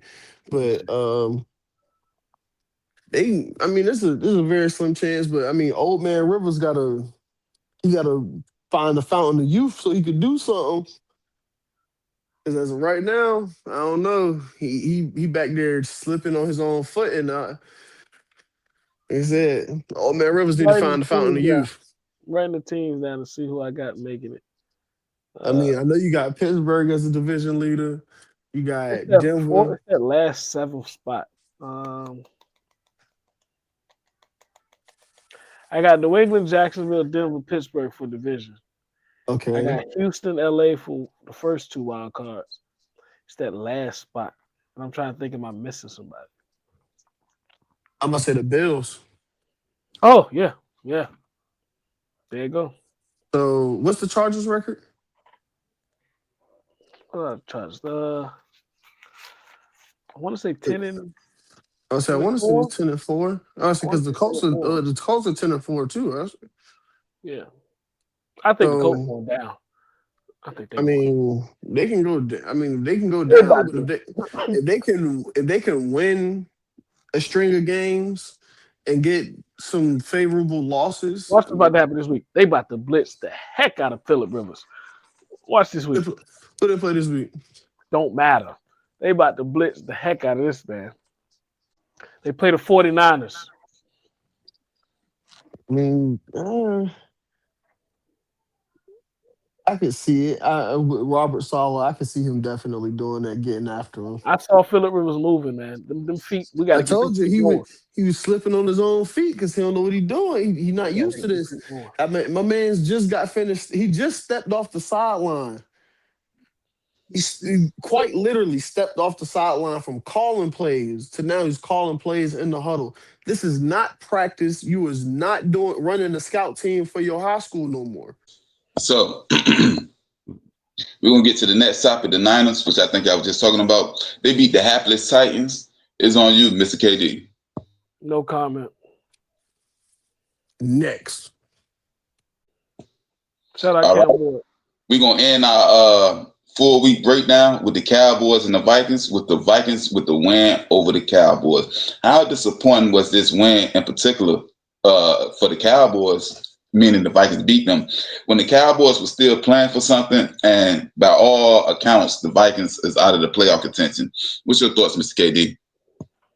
J.J. McCarthy looked good. He looked like he had a comfortable game for once. No. You called him by his wrong name. I'm not calling that dude by no nickname yet. He ain't earned that. That was 9. No, he ain't got no nickname yet. Bro, 9 went out there. Bro, you hating. You hating tonight. Man, you just really hating tonight. Where 9 went out there and dismantled Dallas. Y'all thought he was a first round pick because he was handing the ball off and stealing signals. Hey, he looked good for one game. We'll see. Yeah, you seen that gritty in the end zone off that play fake? Oh, that was tough. You know what I'm saying? Like had a little moxie to it, you know. Man, hey, God forbid a white boy got motion. I liked it. I was very. He looked like a very, very, very young Peyton Manning with that ball fake. Come on, man. My man can actually move. Peyton couldn't move. It took Peyton about 30 minutes. I'm just talking about the ball fake. I ain't talking about him actually getting out there. Obviously, yeah, you know, that's like Peyton in 3 times speed. Be the only person in life to have a 59 overall for speed. All right, we're going to get off the goats right now, and we're going to get to our pick 6 for week 16. I'm going to start with you, Mr. KD. Who are your 6 winners and losers, winners that you got for week 16? Rams over Seahawks, Packers over Bears, the Lions over the Steelers, Ravens over the Patriots, 49ers over the Colts, and just to give everyone a bonus so they can feel better about their week, the Bengals over the Dolphins. Actually give you that one. It's gonna be cold there too, so yeah, I'll give you that one. Y'all can beat Miami. We look like we couldn't do good in the cold last week. I don't know. Say, as everybody know, I got Pittsburgh over the Lions. Pittsburgh. I got Pittsburgh over Detroit. Philly over Washington. San Fran over Indy. The Rams over the Seahawks. The Giants over the Vikings, and the Panthers over Tampa Bay. This for the division here. Yeah. I I just want to. I gotta be right. I gotta be right. I need Bryce Young. I need Bryce Young to call Rod Wave tonight. All right. So we're gonna get to more football news with our from Heisman watch to Heisman winner. Mendoza for Indiana. He's entrenched himself in the name and history as the first Indiana player to host the trophy as the Heisman winner. What's your thoughts about this? And I'm starting with you, Mr. Amari. Mr. Fernando Heisman Mendoza. Hey, being the first Indiana quarterback to win it, very prestigious. I mean, of course, like I said, being the first one of your college, and even more so, just being in this, being in the Big Ten and knocking off Ohio State. I feel like that's what kind of solidified it. Going undefeated to then beat Ohio State. Of course, you do have the playoffs coming up after this, and I think he did set his case. I mean, I do think with the other other candidates such as Diego Pavia and Jeremiah Love, and even Julian Sand, I feel like they were all worthy candidates. I just think Mendoza's his track record for this season, I just think he outlasted them all. And I mean, like I said, he kind of knocked Julian Sand out of the chance, being that he did beat him in the head-to-head matchup. Mr. KD, what you got? Now that's your expertise. I was just touching up on him and getting familiar with him because when I saw his stats, I was looking like that was enough to win the Heisman. But and it wasn't nothing too flashy. I mean, I can't sit here and compare it to other quarterbacks. I mean, talking about you compare that to somewhat of Joe Burrow's season. It's like he threw half the touchdowns, and he literally threw half of Joe Burrow's touchdowns with the same amount of picks. Like Joe Burrow went like 60-5 with 5,000 yards. And Loaded Luck said, "Stop throwing rocks at the sun. You can't reach it. Don't aim that high. Go for one of these lower hanging fruits. Don't go for Joe." Hey, so you should have been looking at my stats and should have just took the fact that I won the award. Hey, I said, when I looked at your competition, I said, oh, that's why you won it. So hey, I feel like Jeremiah Love was, like I said, Jeremiah Love was a worthy candidate. They just went the quarterback route. Before we go, have any other college players made any breaking news or any news currently, Mr. Amari? Arch Manning returning back to Texas. Jeremiah Love declaring for the NFL draft, and Lenore Sellers trying to get an NIL deal done so he can return back to South Carolina. So on other NBA news with Mr. KD, it's going to be on you, Mr. KD. But I'm going to start here. I'm going to ask Mr. Amari this question first. What's your thought about the Emirates Cup overall, and who do you think we're going to win it this year? It's on you, Mr. Amari. Take this same kind of lane when it comes to the NBA. I feel like this was definitely just something to boast the viewership of the NBA. I mean, because it's definitely been kind of falling out of favor. But I do enjoy it. It's a lot of, I feel like, high intensity, high impactful games. Granted, there are some stars that did sit out, either due to injury or other circumstances. It expands the role for a lot of players, especially deeper on the bench. Also, but based off some of the games that I've watched, I think I got the Spurs winning. Wemby's defense is a little bit too much. KD, what you got? Man, it ain't just his defense. I've been watching them like for the last 2 weeks. Castle be balling. Their guard play is high level. Like they are deep, they are versatile. They have guards that can do almost. They cover the board. So I was really intrigued by them before Wemby got back and how they were still able to be competitive because of that guard play. Man, with Castle, D Fox is really who made me put eyes on it once he got back. And then you got Harper, and then Devin Vassell. Like they have good guard and wing play. And then Harrison Barnes has been a consummate vet for them as far as doing what he's expected to do. So once they got their big clog back in Wemby, it was all steam. I am with you. I do think they will win the NBA Cup this year. Not that the Knicks are lacking of talent, but I think they will edge them out in a good game. I think it will be highly competitive, and I just give the Spurs the slight edge. But in other news, we touched on it last week with the December 15th date being important for a number of high name or higher name guys that are now available or able and eligible to be moved. Chris Paul was the biggest name with everything going on with him. James Harden with his name floating around, Julius Randle, Miles Turner, even Kyrie Irving is a name that has recently been as of December 15th eligible for a trade. And Mr. KD, speaking of Chris Paul, did you see him as the ultimate ex-teammate or the ultimate teammate down there watching this ex-team, the Spurs and the OKC? Yeah. Like he's showing his professionalism, how he's a great teammate. He's just showing like this man's a great guy. Look like a free agent to me. Some people got practice. We got to prepare for the next game. We can't be just flying over to see the young guys play. The rest of the players got things to do. Yeah, we got a schedule. Yeah, they got something called a game next week, huh? Look like a free agent to me.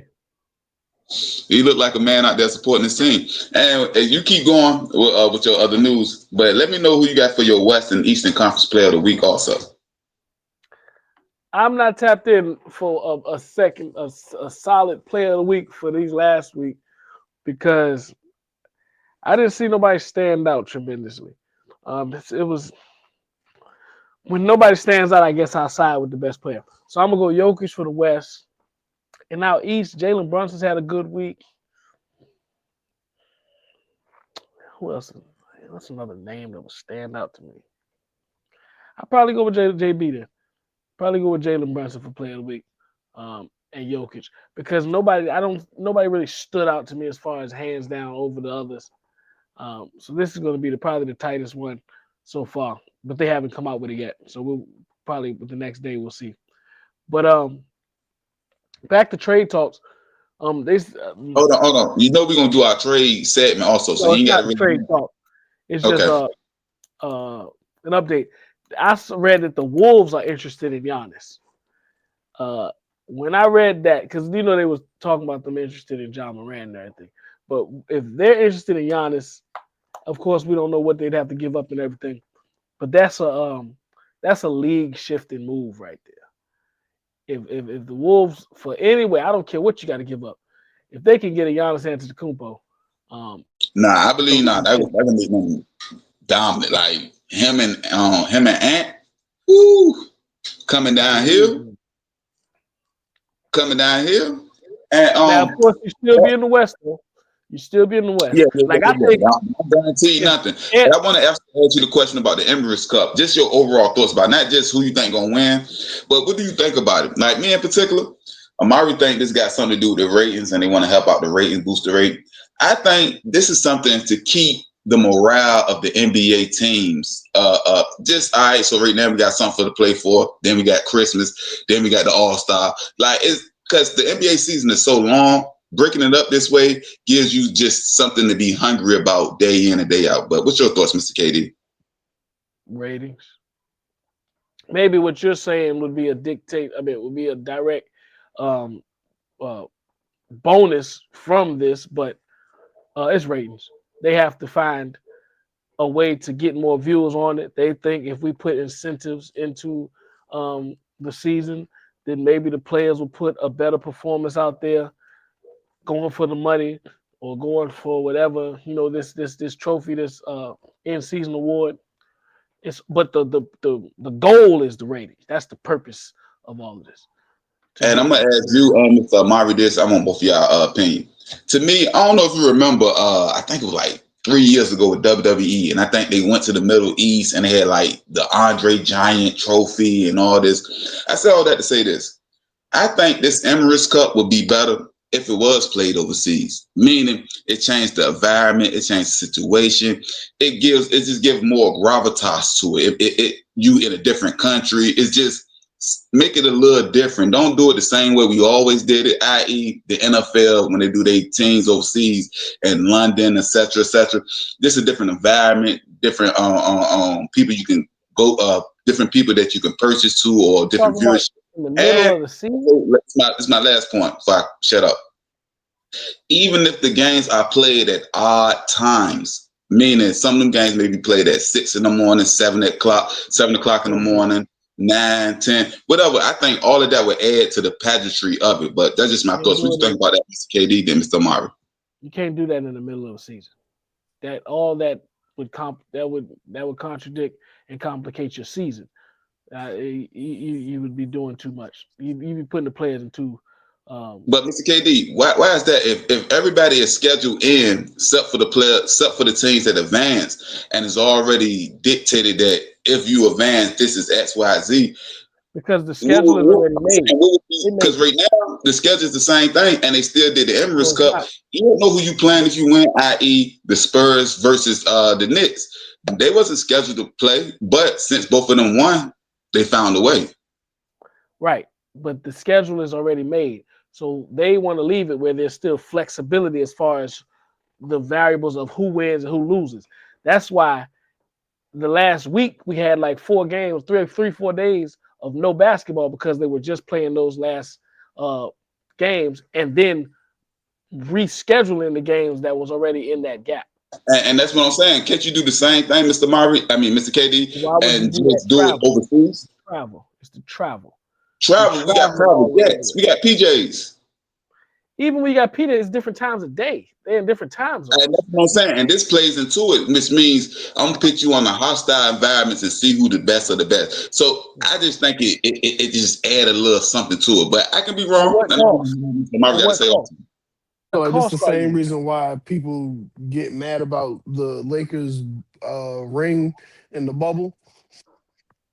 Because it's I mean, yeah, you took what they're used to, and which is all the outside noise that they are pretty much trained and learned to drown out, and then made the arena quiet. And then it's kind of like you take what I would call the mental calmness away from that situation, and now you just kind of put in like this silent chaos into the area, and that's why I feel like everybody kind of discredits it. But I mean, it does kind of like, I get to the point that IT is making and putting it into a whole different area, and you can kind of bring out the best competitor in somebody because at this point you're in an unfamiliar area. But to your point, the cost to travel, I mean, at the end of the day, you're talking about jet lag will be a thing over and over. So it's not necessarily the benefits that it can cause. It's about all the things that could be detrimental to the players in the wake of doing that. So logistically, I don't know if it makes sense. So I get both of y'all point. I don't know if it makes sense logistically. I don't even know if it's feasible. I just feel like, to your point, Mr. Amari, it puts you in a different environment. And also what both of y'all saying about the ratings, this gives you a whole nother viewership, i.e. when the Dream Team.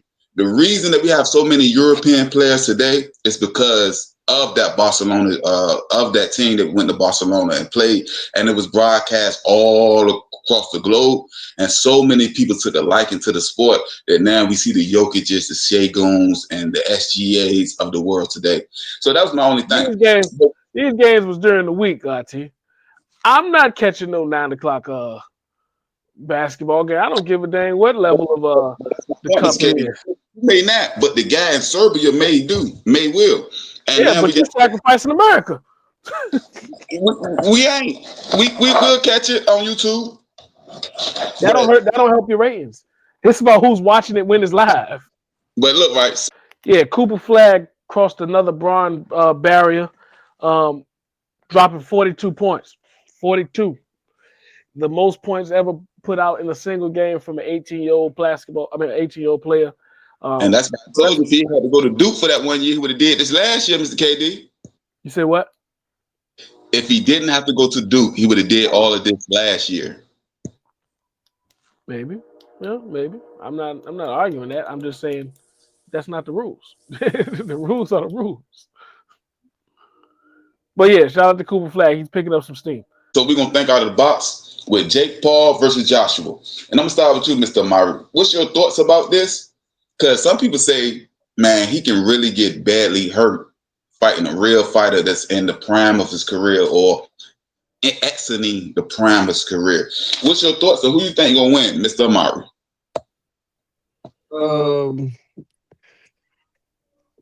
I think Jake Paul is probably in a little bit better shape, being that he was training for a fight up until he got the news that his fight was canceled against Gervonta Davis, and then now with this one coming up.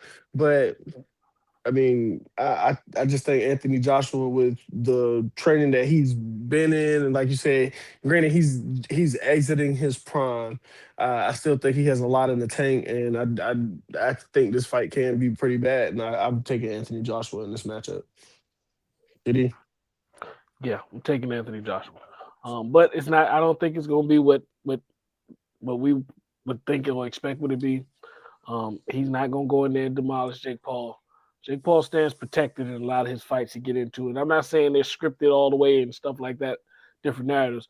But you're not going to go out there and just see Anthony Joshua demolish Jake Paul. I don't think so. I think he will be protected. All right, cat out the bag. A lot of these fighters are just happy to have the opportunity to make the amount of money that Jake Paul is presenting in front of them. And therefore, they're not going to go in there to just embarrass him, knock his head off or whatever. But Jake Paul is coming full speed against them. So I think it'll be entertaining for the most part. Like I said, I do think Joshua will win. The one thing that stands out that he can't weigh over 245. Excuse me. That's the ramifications of it. He can't come in over 245. What's his fighting weight normally? He's usually over 250, like 252, 250. Yeah, because he probably about 4 inches taller than Jake Paul. Like he's a bigger guy. Naturally. He's a heavyweight. Yeah, that's what I'm saying. Like he just carrying around more weight naturally. Like so I'm thinking 240 is not what we normally fight at, right? No. Now I'm sure it's not an uncomfortable range for him because from his last fight, that's only 7 pounds, but it's something that it just limits him as far as Jake Paul is fighting to gain weight and get up to probably 230. And he just wants to keep it as close as possible without inconveniencing him. So 8 3-minute rounds. We'll see how it go. The co-main event is really more enticing to me with Baumgardner putting her belt on the line. And Silva and Woodley is on that card too. 2 guys that's also fought Jake Paul and lost. But they're fighting each other on that card as well. But if we're going to go to real boxing, Tyson Fury and Anthony Joshua locked in for a fight. That's big news. Do they got a date already? I didn't see a date. But they say they've agreed. So that's big. Before I get to the next topic, is there anything else you need to say about this? 'Cause I know you are a boxing expert on this panel, so I'm gonna leave this all for you. Whatever you got to say.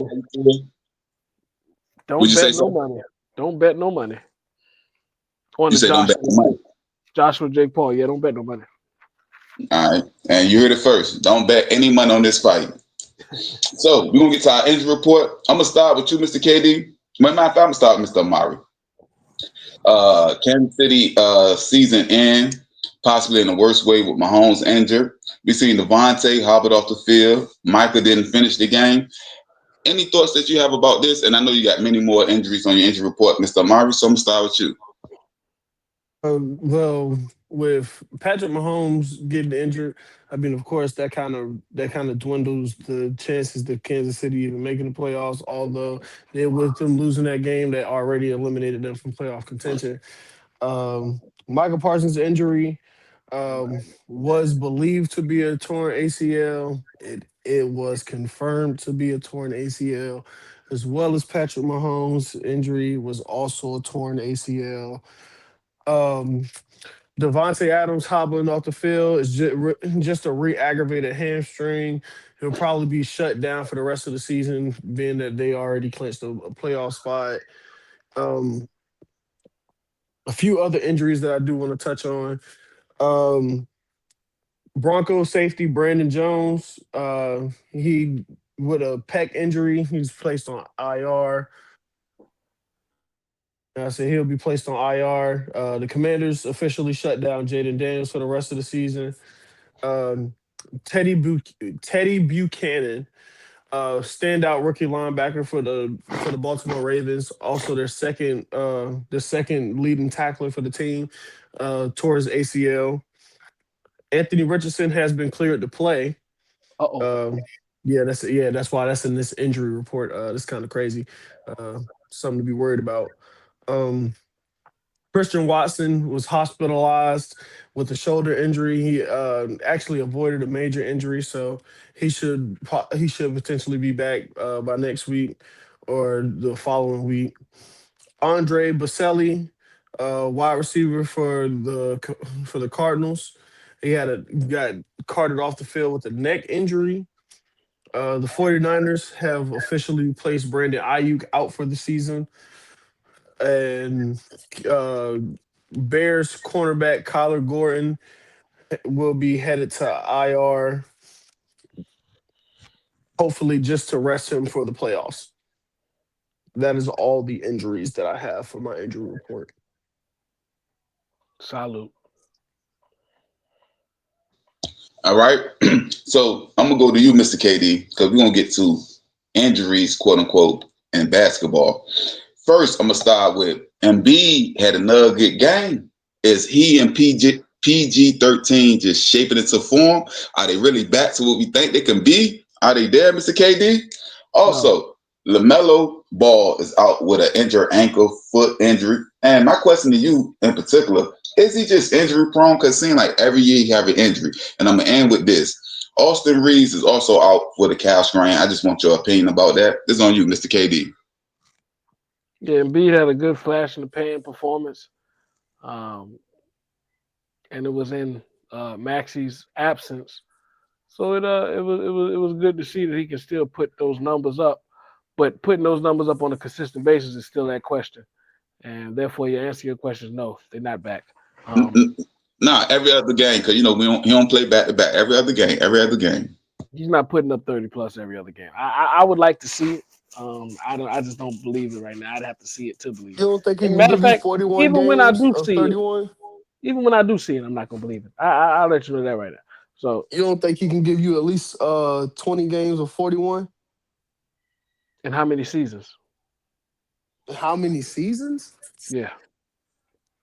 I mean, If we count I was seasons, just- yeah, I think he can do it. 3 seasons, I think he can do it. In 3 seasons, he can give me 20 games. What you said, 30 plus? Yeah. Let me ask you this question also. For MB is 100%.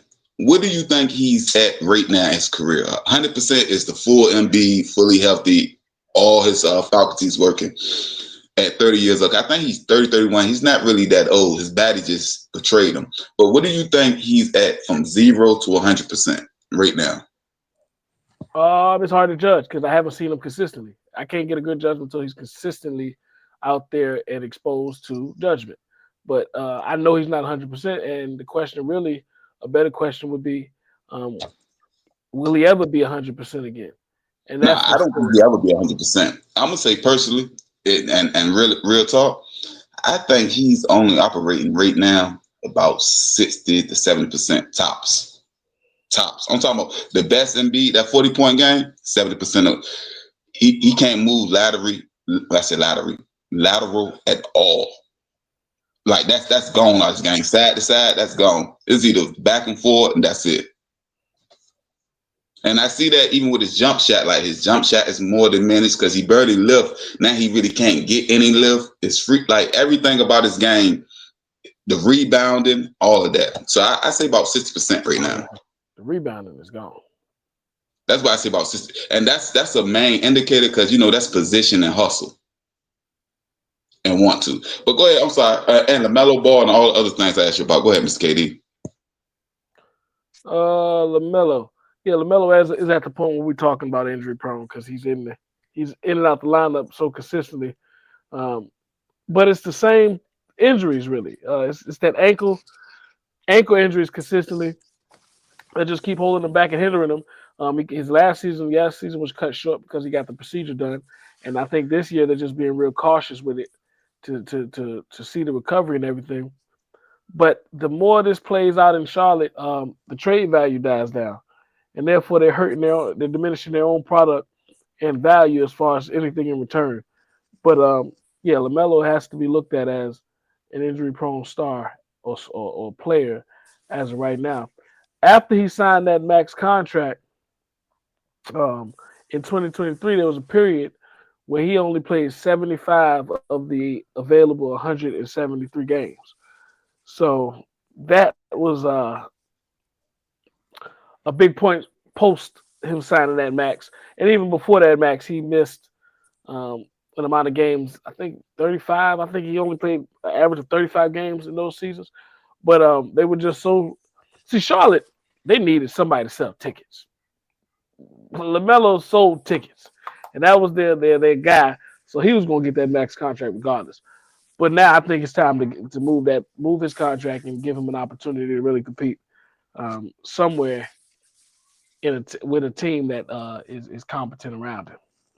All right. So, like I said, Austin Reeves was the last one. And just tell me, how do you think this is going to impact the Lakers, or will it impact the Lakers at all before we get to the rumors report and our next topic? The Lakers will be all right. They're built to float till Austin Reeves gets back. It'll lift the load on players like LeBron and Luka and DeAndre Ayton, even Rui, so to say. But they'll be all right. You were talking about trade earlier, so this is our trade rumor segment. AD name is still in rumors. The Clippers may or may not be looking to trade James Harden and Kawhi Leonard, or both. What's your thoughts? The Bucks lost to the garbage Nets by 45 points without Giannis. Does that mean that they need to trade for help for Giannis ASAP, or do they need to get Giannis out of Milwaukee ASAP? It's on you before we get to the next topic. Mr. KD and Mr. Murray, you can chime in also. The Giannis situation is pushed that he's on the trade market and they're looking to trade him, but Milwaukee has constantly came out and said that is not the route they're taking. They are more invested in building around him and helping him out as far as getting players into Milwaukee opposed to sending him out of Milwaukee. But like I mentioned earlier, with the Wolves being an interested candidate, if I'm Timberwolves, and the GM, I know they have Tim Connolly over there, which is a former GM from the Nuggets. It's time to get uber aggressive. If there's any smoke to that fire, you should be on the phone with Milwaukee 24/7 to get that done. Whoever you need, it's like sending a blank check. What we need to give you to get this done. But that's one thing that just keep ringing as far as when I read that. Anthony Davis, they're still saying the same teams, but there's been no motion or anything put forth to really believe what the rumors are. So that'll be just hear by ear and then by sight and see what happens. Who was the middle one you said? Kawhi and James? I don't see what trading Kawhi is going to do. He still ain't going to play. Get him off the books. That's what it's going to do.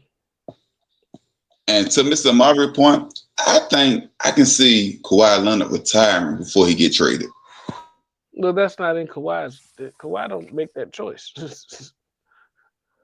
No, what I'm saying is I can see him, if they trade him, say they trade him to Charlotte, just pick a team. Even if unless it's like a good team like Minnesota or something to that effect. But say they trade him to a hapless team, Atlanta, Washington, etc. I can see him saying, I'm retiring. and you know, this from a Kawhi Leonard fan. I don't think he At that loves point, he's off my basketball. I think books. he loves what basketball can do for him. He's off my books. I don't care No, what no, he's no, doing. no, no. I'm not saying that it's wrong for the Clippers to trade him. I'm just saying I can see him retiring. If he get traded, I can see him like. What Amari said is, I don't see the point in trading him. I was saying the point in trading him is get him off the books.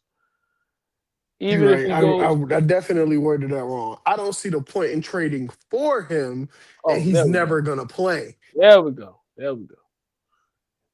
Well, if you get him to Milwaukee, since Milwaukee said they want to help so bad, that might be a move that can Well, help. so A you little think small step. he'll play if he on the team with Giannis?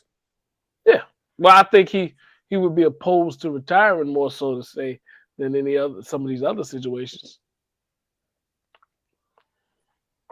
I mean, I guess. I mean, I He wouldn't need to want to get back to retire the in East. Milwaukee. He need to get back to the East. James Harden is the big one. James Harden can really like him moving somewhere really. Yeah, he can change the trajectory of a lot of teams. Truth be told, I think he need to go back to Houston. That's just my input. 'Cause I think Houston need a point guard, and he can go there and be a traditional point guard. Nah, he don't fit What do you think about it? He don't fit the culture. No, he don't fit the culture. Him and Ndoka, they gonna butt heads because Ndoka's all about defense and playing smart. I'm just saying as a stylistic and position need, I think that's a great team that he can go to, and instantly they will be solidified as a finals candidate. And also, I think they will be the number 1 or number 2 team behind Denver that can push OKC in the West. Jay's got to go east too. I think he got to go east. Miami. Right. Before we don't know about it. Before we get to the next topic, is any other trade rumors or injuries you want to speak about in the NBA, Mr. KD? Before I get to the next topic. Nope. Nothing. All right, so we're gonna get to the next topic. This is our versus segment, and I'm gonna start with you, Mr. KD. This is our Pro Bowl picks for this season. Defense. This is our defensive Pro Bowl picks and special teams. So when I say special teams, we're talking about the kicker, the punter, the punt returner, the kick returner, and everybody that's on defense. It's on you, Mr. KD.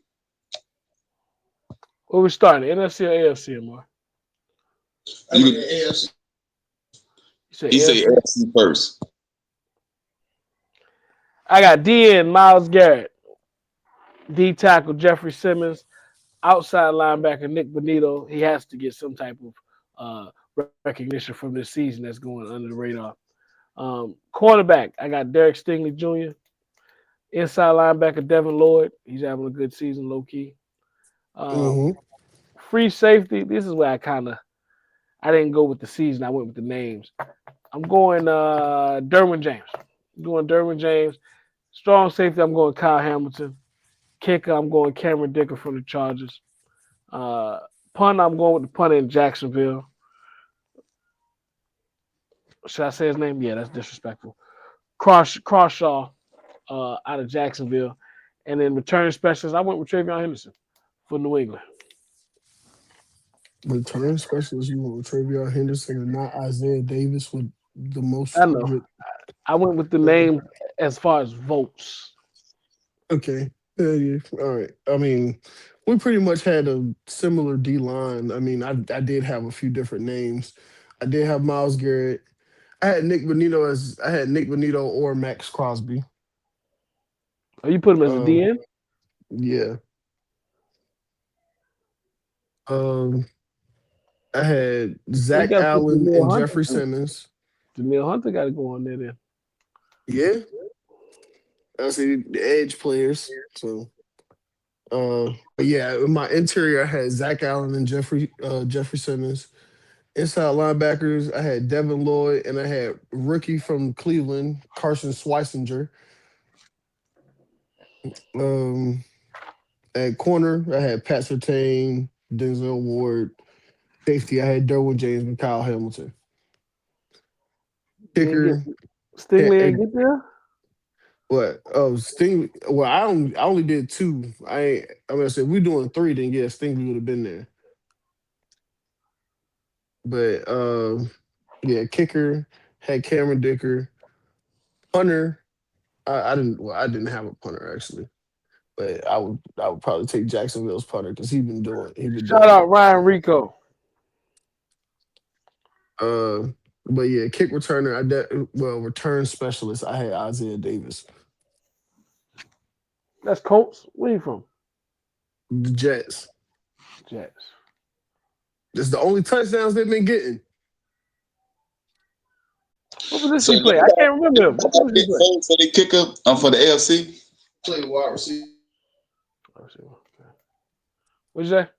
Did anybody have Nick Foles, or why didn't anybody have Nick Foles for the kicker for the AFC? Because I believe he's the best player in New York. Nick Foles? Oh, Nick Folk.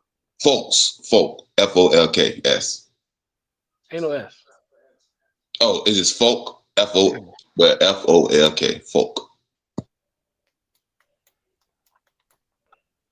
I mean, if I had a kicker, I'm not taking him. Taking the best kicker in the AFC. Chris Boswell. What are we talking about? Oh, wow, you got me. I ain't a liar. Talking about, hey, what? Best kicker in the AFC is the free agent right now. Returner, so you got both of those positions. Oh, best kicker in the AFC cannot be a free agent. That man is independent like Notre Dame. Justin Tucker. Nah, Harrison Butker, Chris Boswell, I'm with you because I argued about him early in the season. But nah, Cameron Dicker has been having a crazy season. Yeah, Cameron Dicker has been having a great season. NFC, my NFC D-line, I got Josh Sweat, Aiden Hutchinson, Quentin Williams, Dexter Lawrence, Ernest Jones. I can't think of his name. Byron Murphy. No, I'm talking about interior. I'm talking about interior linebackers, but Byron Murphy is. Yeah, I was talking about interior linebacker, but Byron Murphy is a good one. When it goes to corners, for corner. Oh, Jalen Johnson, Carolina. Yeah, Jalen Johnson, J.C. Horn. Safety, I had Jesse Bates. Really? Yeah, actually, Jesse Bates. Hey, Jesse Bates is probably not probably. He is outside of AJ Terrell, is the best player on that Atlanta defense. But Jesse Bates and Cam Kitchens, actually. I had Kevin Byard. Yeah, he does. I want to say he's either first or second in the league in interceptions. Yeah, it's not bad. Then I had Hufanga. Hufanga. I had Brandon Aubrey at kicker. I felt like these were unanimous. Who, Aubrey? Yeah, I felt like the specialists. I felt like the specialists for the NFC were unanimous. Who you got? Aubrey, Fox, and Turpin? Yes. Okay. Like I said, I feel like that was unanimous. Like the NFC specialists were unanimous. It was the other, like the actual lineup that you could have like interchanged some pieces. I was with you. Only two names you didn't mention and I would say was Brian Burns. I had him up here. And Byron Murphy. That's what I touched. I say Brian Burns is definitely second in the league in sacks right now by a huge margin, but it's not his fault. Everybody else that you named, I got up there.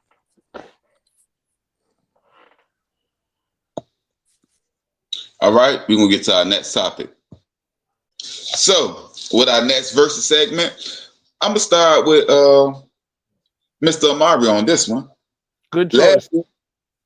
Last week, Cam Newton was, I'm not going to say complaining, but he was talking about if they needed a quarterback fresh off the couch, I'm available. So the question is, who's the better quarterback all time, Cam Newton or Phillip Rivers? And also, who would have been a better quarterback for the Colts straight now, Cam Newton or Phillip Rivers? It's on you, Mr. Amari. I feel like asking that better quarterback all time question is kind of rude. You ain't do. I mean, granted, neither one of y'all accomplished anything besides the fact that Cam Newton got an MVP and he went to the Super Bowl. You didn't win, so you got hardware in your case, but that's about it. Your numbers is nowhere near Phillip Rivers. So like the question says, better all time quarterback, Phillip Rivers. Um, do I think Cam should have got a chance at being called? Yes, No. but I mean, the only like I even said it last week. The reason why I think Phillip Rivers got the call, and even more so why they even are entertaining the fact that he can do it, is because he ran the same offense. So he knows the offense, he knows the reads, he knows everything about the offense already. It's not me having to teach somebody a playbook. He ran the offense for his high school for his son. They won a state title. Like IT over here trying to diminish the fact that this man properly ran and coached this offense, and this is an And he NFL. has familiarity with that franchise. Yeah, like this is an NFL caliber offense, and he ran it in his high school program and won a state title. And even more so, my last few years at 40 were better than your last few years at 34. I'm better than you. You have Cam Newton, quite literally, in his last few years, might as well have been a running back. Because he had he had more rushing touchdowns than he had passing touchdowns. He had 12 rushing touchdowns in that season with New England. He had 10 passing touchdowns. Not good, not a good quarterback. But I mean, I don't even think me and KD got to talk about this. I'm pretty sure he agreed. But yeah, I mean, personally, I wouldn't have took neither one. But I mean, I think Phillip Rivers gives me a better chance. Yeah, kind of like what you said. The first part of the question is asinine. It's no reason to engage into it or even talk about it. If we talk about the better all-time quarterback, Phillip Rivers is hands down the better all-time quarterback. I would like to hear the logical debate on that. Like you said, he does have the MVP. He does have a Super Bowl appearance, but that only gets you so far when you're comparing what Phillip Rivers actually was able to do in his career. Let me ask this question, Mr. KD, and I want Mr. Murray to chime in also. Outside of Phillip Rivers and a quarterback that's not on the roster right now, because trade is over, so you can't trade for anybody, who could the Colts have called besides Phillip Rivers? Cam Newton, we said that. They could have called Cam. I'm saying, well, anybody else. I mean, granted, being at the trade deadline is kind of past. I mean, it would have been up to the Saints to do it. They could have cut or released Derek Carr from his retirement, and if Derek Carr decided to unretire, they could have called him. We touched on it last week. I think Flacco would have been the best option. I say Flacco. Yeah, Flacco would have been the best option if he still wanted to play. If he still wanted to have a starting chance, he could have got cut, went back to Indy in another system that he's been with weapons that he's familiar with, because he was just with them like a year and a half ago. I mean, that would have been the best option. I mean, really, because he's active. He's in proper shape and he's well taken care of. He's taking hits, so it's not like, oh, if my left tackle misses a block and I know if my quarterback gets hit, I know he's not about to rupture a disc in his back, all because he took that one hit. So I mean, who knows? Like I said, I do think Joe Flacco was the best option, but you could have tried to get Derek Carr off the couch. I mean, you could have gave Riley Leonard a chance. I mean, Anthony Richardson got cleared. You could have played him. I mean, we already know how that goes, but he didn't get cleared till after the game though. That would be my next comment too. KD and Mr. Marvin, both of y'all can answer this question. Now that Anthony Richardson is cleared, should he be the starting quarterback, or are they better with Phillip Rivers? It's on you first, Mr. KD. I would go with Anthony Richardson. Just off the dual threat ability, it opens it up. Phillip Rivers did good because he survived, But if you really look at that game, it was a lot of check downs and dunks and 5-yard, 10-yard. When he was asked to throw that ball 20+ yards, it didn't look that good. Yeah, 5 years on the couch. Like I said, the only time he was ever in a throwing match or a throwing contest was when he was probably running scout team QB. So I mean, he didn't have to do any of that.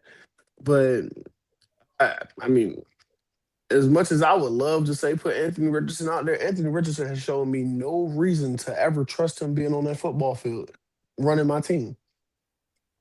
The fact that the Colts have a solid offensive line, it allows them to do stuff like this. It has never done anything good for him.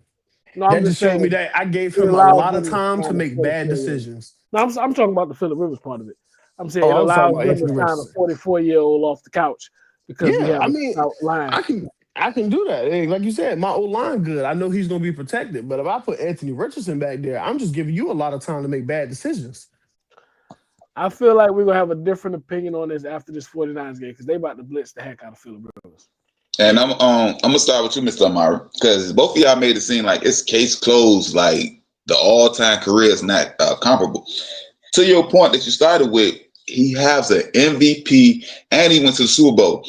One of the biggest knocks against Phillip Rivers is he doesn't have playoff success. So this man have playoff success and he have a personal accolade, the MVP, that shows 1 year out of my whole career, I was voted as the best player in the league, quote unquote.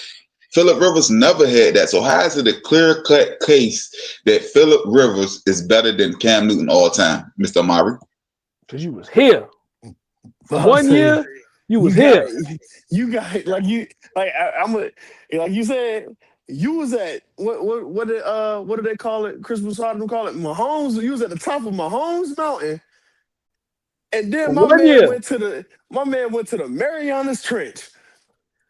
Only thing about that 1 year, only thing that looked bad about that 1 year is you played 11. That's what this 1 year was great. I mean, as far like you said, all time, you're not gonna compare. Can't compete where you can't compare. Do you want 1 year here and 10 years here? Or you want 18 years here? Phillip never had that 1 year. He never reached those heights. I never reached that height, but I was consistent. I was where I was. I'm an 8-time Pro Bowler. I was where. How many times you made the Pro Bowl, buddy? I was here. My career was longer than yours. 18 years. I'm 44 and I'm still getting phone calls. You 36 and the only thing you doing is booking interviews. Actually, let me not talk about Cam like that. Cam like to respond. Cam, we be on there. Next thing we know, we on part of Freaky Friday. We up there getting cussed out.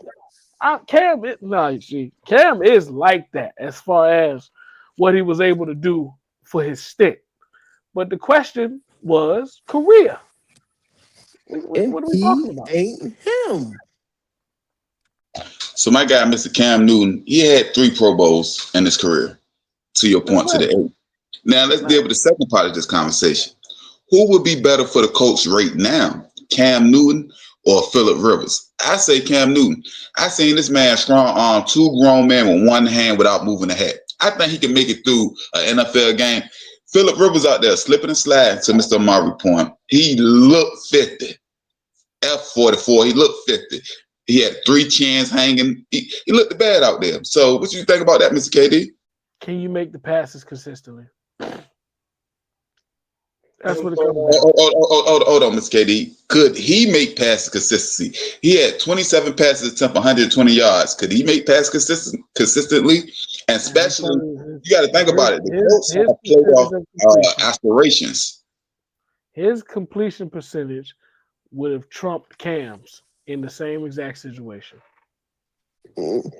I just think IT wanted to use the example of Cam Newton throwing 2 people off and not moving his hat. He also ain't getting that ball out his hand. That just sounds like you about to get sacked and you trying to stay up. Or you think you still can run. Yeah, like, and that's the only thing that sad to say he was good for when he was in New England and in his return in Carolina. And even then, you was only good for one game in your return to Carolina. And I want to say y'all still lost. Lost the game. Yeah, It don't. Mr. Amari, they did. That was that I'm back Cam Newton game. They did lose that game. I That remember was it. right after he said, "It's not all about me. It's about I'm focused on the team." Blah blah blah. As soon as he got in the end zone, as soon as he scored, he takes his helmet off. He take his helmet off and say, "I'm back," and get a penalty. So I just don't know what we're doing here. Hey, my career speaks for Let me itself. ask both of y'all. Do y'all think, because Cam, I think he alluded to this, is it his personality is too big for the room, or he just not good enough to be on the NBA field anymore? NFL. NFL. But I mean, I think it's a little bit of both. Sad to say you didn't put anything on film in your last 2 years to make anybody want you at all. But I mean, your personality, I feel like I don't really think it's his personality because I mean there are other personalities that get a. I was right there with you when you said it's a little bit of both, and then you start drifting off, and then I started thinking. I said, "No, we could put up with your personality if your production was up to par. That's what I'm saying. We can put up with your personality." Stephon Diggs, you talking about Stephon Diggs, the George Pickens? We got personalities in the league, but they're putting up. The production is there. We can The put up production is there. So if you would have produced in your last 2 years, or even in your return to Carolina, you might have had a job. I'm with you. I'm with Cam. I agree with Cam. The aura and everything that comes with the Cam experiences, it can be overwhelming. But if you, with that aura, as well as that aura, you were a productive player on the field and put my team in a better position to win consistently, we'll put up with that. That's sell tickets. We're not mad at that. We just mad at what comes with it. You got to balance out. I'm gonna say this before we get to the next topic because I'm defending Cam Newton because I didn't want this to be an avalanche. But real talk, will Cam Newton sacrifice 6 to 7 jobs? This man is on BET, ESPN, YouTube, He's doing Twitter, great. and I ain't knocking it to get hit. Like that's a lot. I'm gonna give up all these jobs where all I gotta do is sit down and talk to stand out there and take hits from these 22-year-old young whippersnappers, and they coming at 4 fast speed. They coming, Mr. KD, and off the hit me, and they gonna put this on the trophy mantle. I knocked Cam Newton out the game, etc., etc., etc. We said this off camera. I know I said it, and I believe Amari agree with me. Where his space where he's at right now is where he needs to be. Like you are at the space where you are excelling and exceeding. I genuinely think if he was to leave what he's doing right now, he'll be what I would call as a GG, a grown goofy. That would make no sense for him to do that. You gonna leave you got your own show on your own network as well as BET and ESPN. On ESPN. You making appearances on what's it, First Take, and you're excelling. You're excelling in the media field where I would say you excelled Cam for a might year not like in to the hear NFL field. Cam might not like to hear this. Personal opinion. His career, when we look back, as long as nothing, no crazy lawsuit cases or nothing pop up that's out the woodworks. His career as a media person will surpass his career as a player. He is in a realm right now where he's very comfortable, and this is where he can capitalize. This can last decades on. The only other person that I feel like could have that same kind of, well, I mean, I do think he could have that same kind of light as to him. And it's definitely more so with his personality is like a Marshawn Lynch. Marshawn Lynch's media personality, just who he is. I'm about to say he's not professional enough. He can do both. Yeah, like he can do both. Whereas, like I said, Marshawn Lynch, his personality is gonna get him. People want to see him on camera, and Close it's not Cam. It's like. Go ahead. Let you finish. My fault. No, I was just like, I'm just saying, like, people want to see Marshawn Lynch on camera because he's so authentic to himself. but it's Deion. Like what we saw with Deion when he was in that media round, Cam can do this, and Cam I don't think has no interest in coaching, so he's not gonna leave that table. But he can drag this out, and like IT brought up, this man has a sports show on BET right now. We've never seen BET tap into that realm and put all bricks behind a certain personality or persona and go forth with him like this. So Cam opens it's Pandora's box for him right now as far as the media. I feel he can be bigger in this realm than he was as a quarterback. And that's not diminishing what he accomplished as a quarterback. That's just putting a spotlight on what he can do when he's able to bring out his charisma, the entertainment, his personality, when he can be authentically him. I think this media space is going. So I'm gonna say this, and we're gonna get to the next topic because I got to say this. I don't think Cam is good at media, personally. I want to hear y'all opinion about that. His name will bring viewership, but when I watch him talk media, I'm not talking agreeing. This is the thing. Out of all the NFL players, he's probably on my bottom tier of the guys that I want to listen to when it comes to sports. No, that's because you don't agree. He's gonna go there. It ain't about agreeing. Most part, I don't want to hear him. It's not about see. You're trying to justify what he's saying and agree or disagree. That ain't what it's about. That ain't what gets you there. We didn't listen to. I'm not even gonna shout no other names out, but we didn't listen to a lot of people that's been talking for years that ain't got no consistent substance behind the points they're making. That's not what catapults you in this round. That's not what catapults you. Oh, I love Dio. Hey, don't shout out Dio. I love Dio's takes. But yeah, Cam, he's not for you. Maybe not. And I ain't gonna say I agree with most of what Cam says as far as breaking down the game.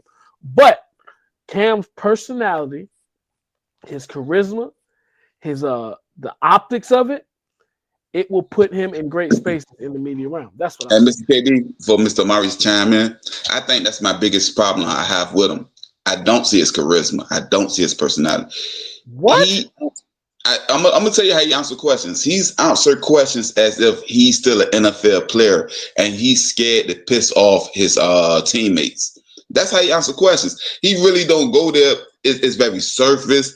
And truth be told, and I'm gonna say this. It's gonna be on the pod. I don't think this man do much research. Like I see him on First Take, and it's abysmal. That's just my opinion. What you think about that, Mr. KD and Mr. Omari? I disagree. I think he do his research. He just has a different perspective. I disagree. I just think I think he fumbles over his words a lot when he's really trying to get a point. I really do think he does that a lot. So it's like now you really start to look at it like, do you know what he's talking about, or is he really just rambling? But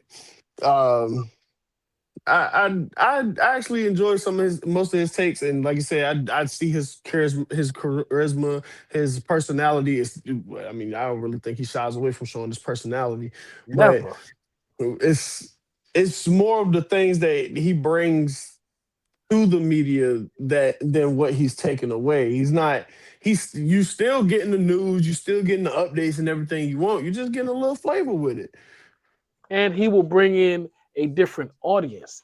That's what I'm saying. The realm he's in, he's gonna excel in this realm. We might not like what he's wearing, or some people might not like what he's wearing. Nah, the clothes and stuff, that's like that don't bother me at all. Like when I say it's part of the optics. That's the audience we're bringing in. And that part right there, like that's what I'm saying. He brings so much, quote unquote, with the way he look and all that. I don't see Cam Newton. Like for instance, if I close my eyes and just listen to him, he can be a generic whomever. Now to your easy work, baby. You got to look at me. And to the point, I think Ryan Clark is a prime example of somebody who's going to have a better media career than football career. He was a knockout specialist, but he was never a Hall of Fame trajectory player or nothing to that effect. But as an analyst, he's great at it, and he goes in depth. Cam, I think he's lacking that. I think he don't want to offend too much. Only time he want to offend is the players he vehemently disagrees with. So he vehemently disagrees with Jalen Hurts and Philly, then he'll really go there. But for the other 28 quarterbacks, he really don't say too much. So it's like I just see a timid Cam. I think that's the better word. And then when Mr. Amari also said he stutters over his words and speak over top of his words, as a person that does that also, it will give the illusion to the viewer that maybe he doesn't know what he's supposed to know. So I agree with that point also. Anything else y'all have to say before we get to our last topic for of the night, and then we're gonna be out. All right. This is our last topic of the night, which is our sticky note segment. And I'm starting with you, Mr. Amari. I'm real curious to see how both of y'all gonna play this out. This is our year-end awards that we've been going on. Last week, it was Myles Garrett for Defensive Player of the Year.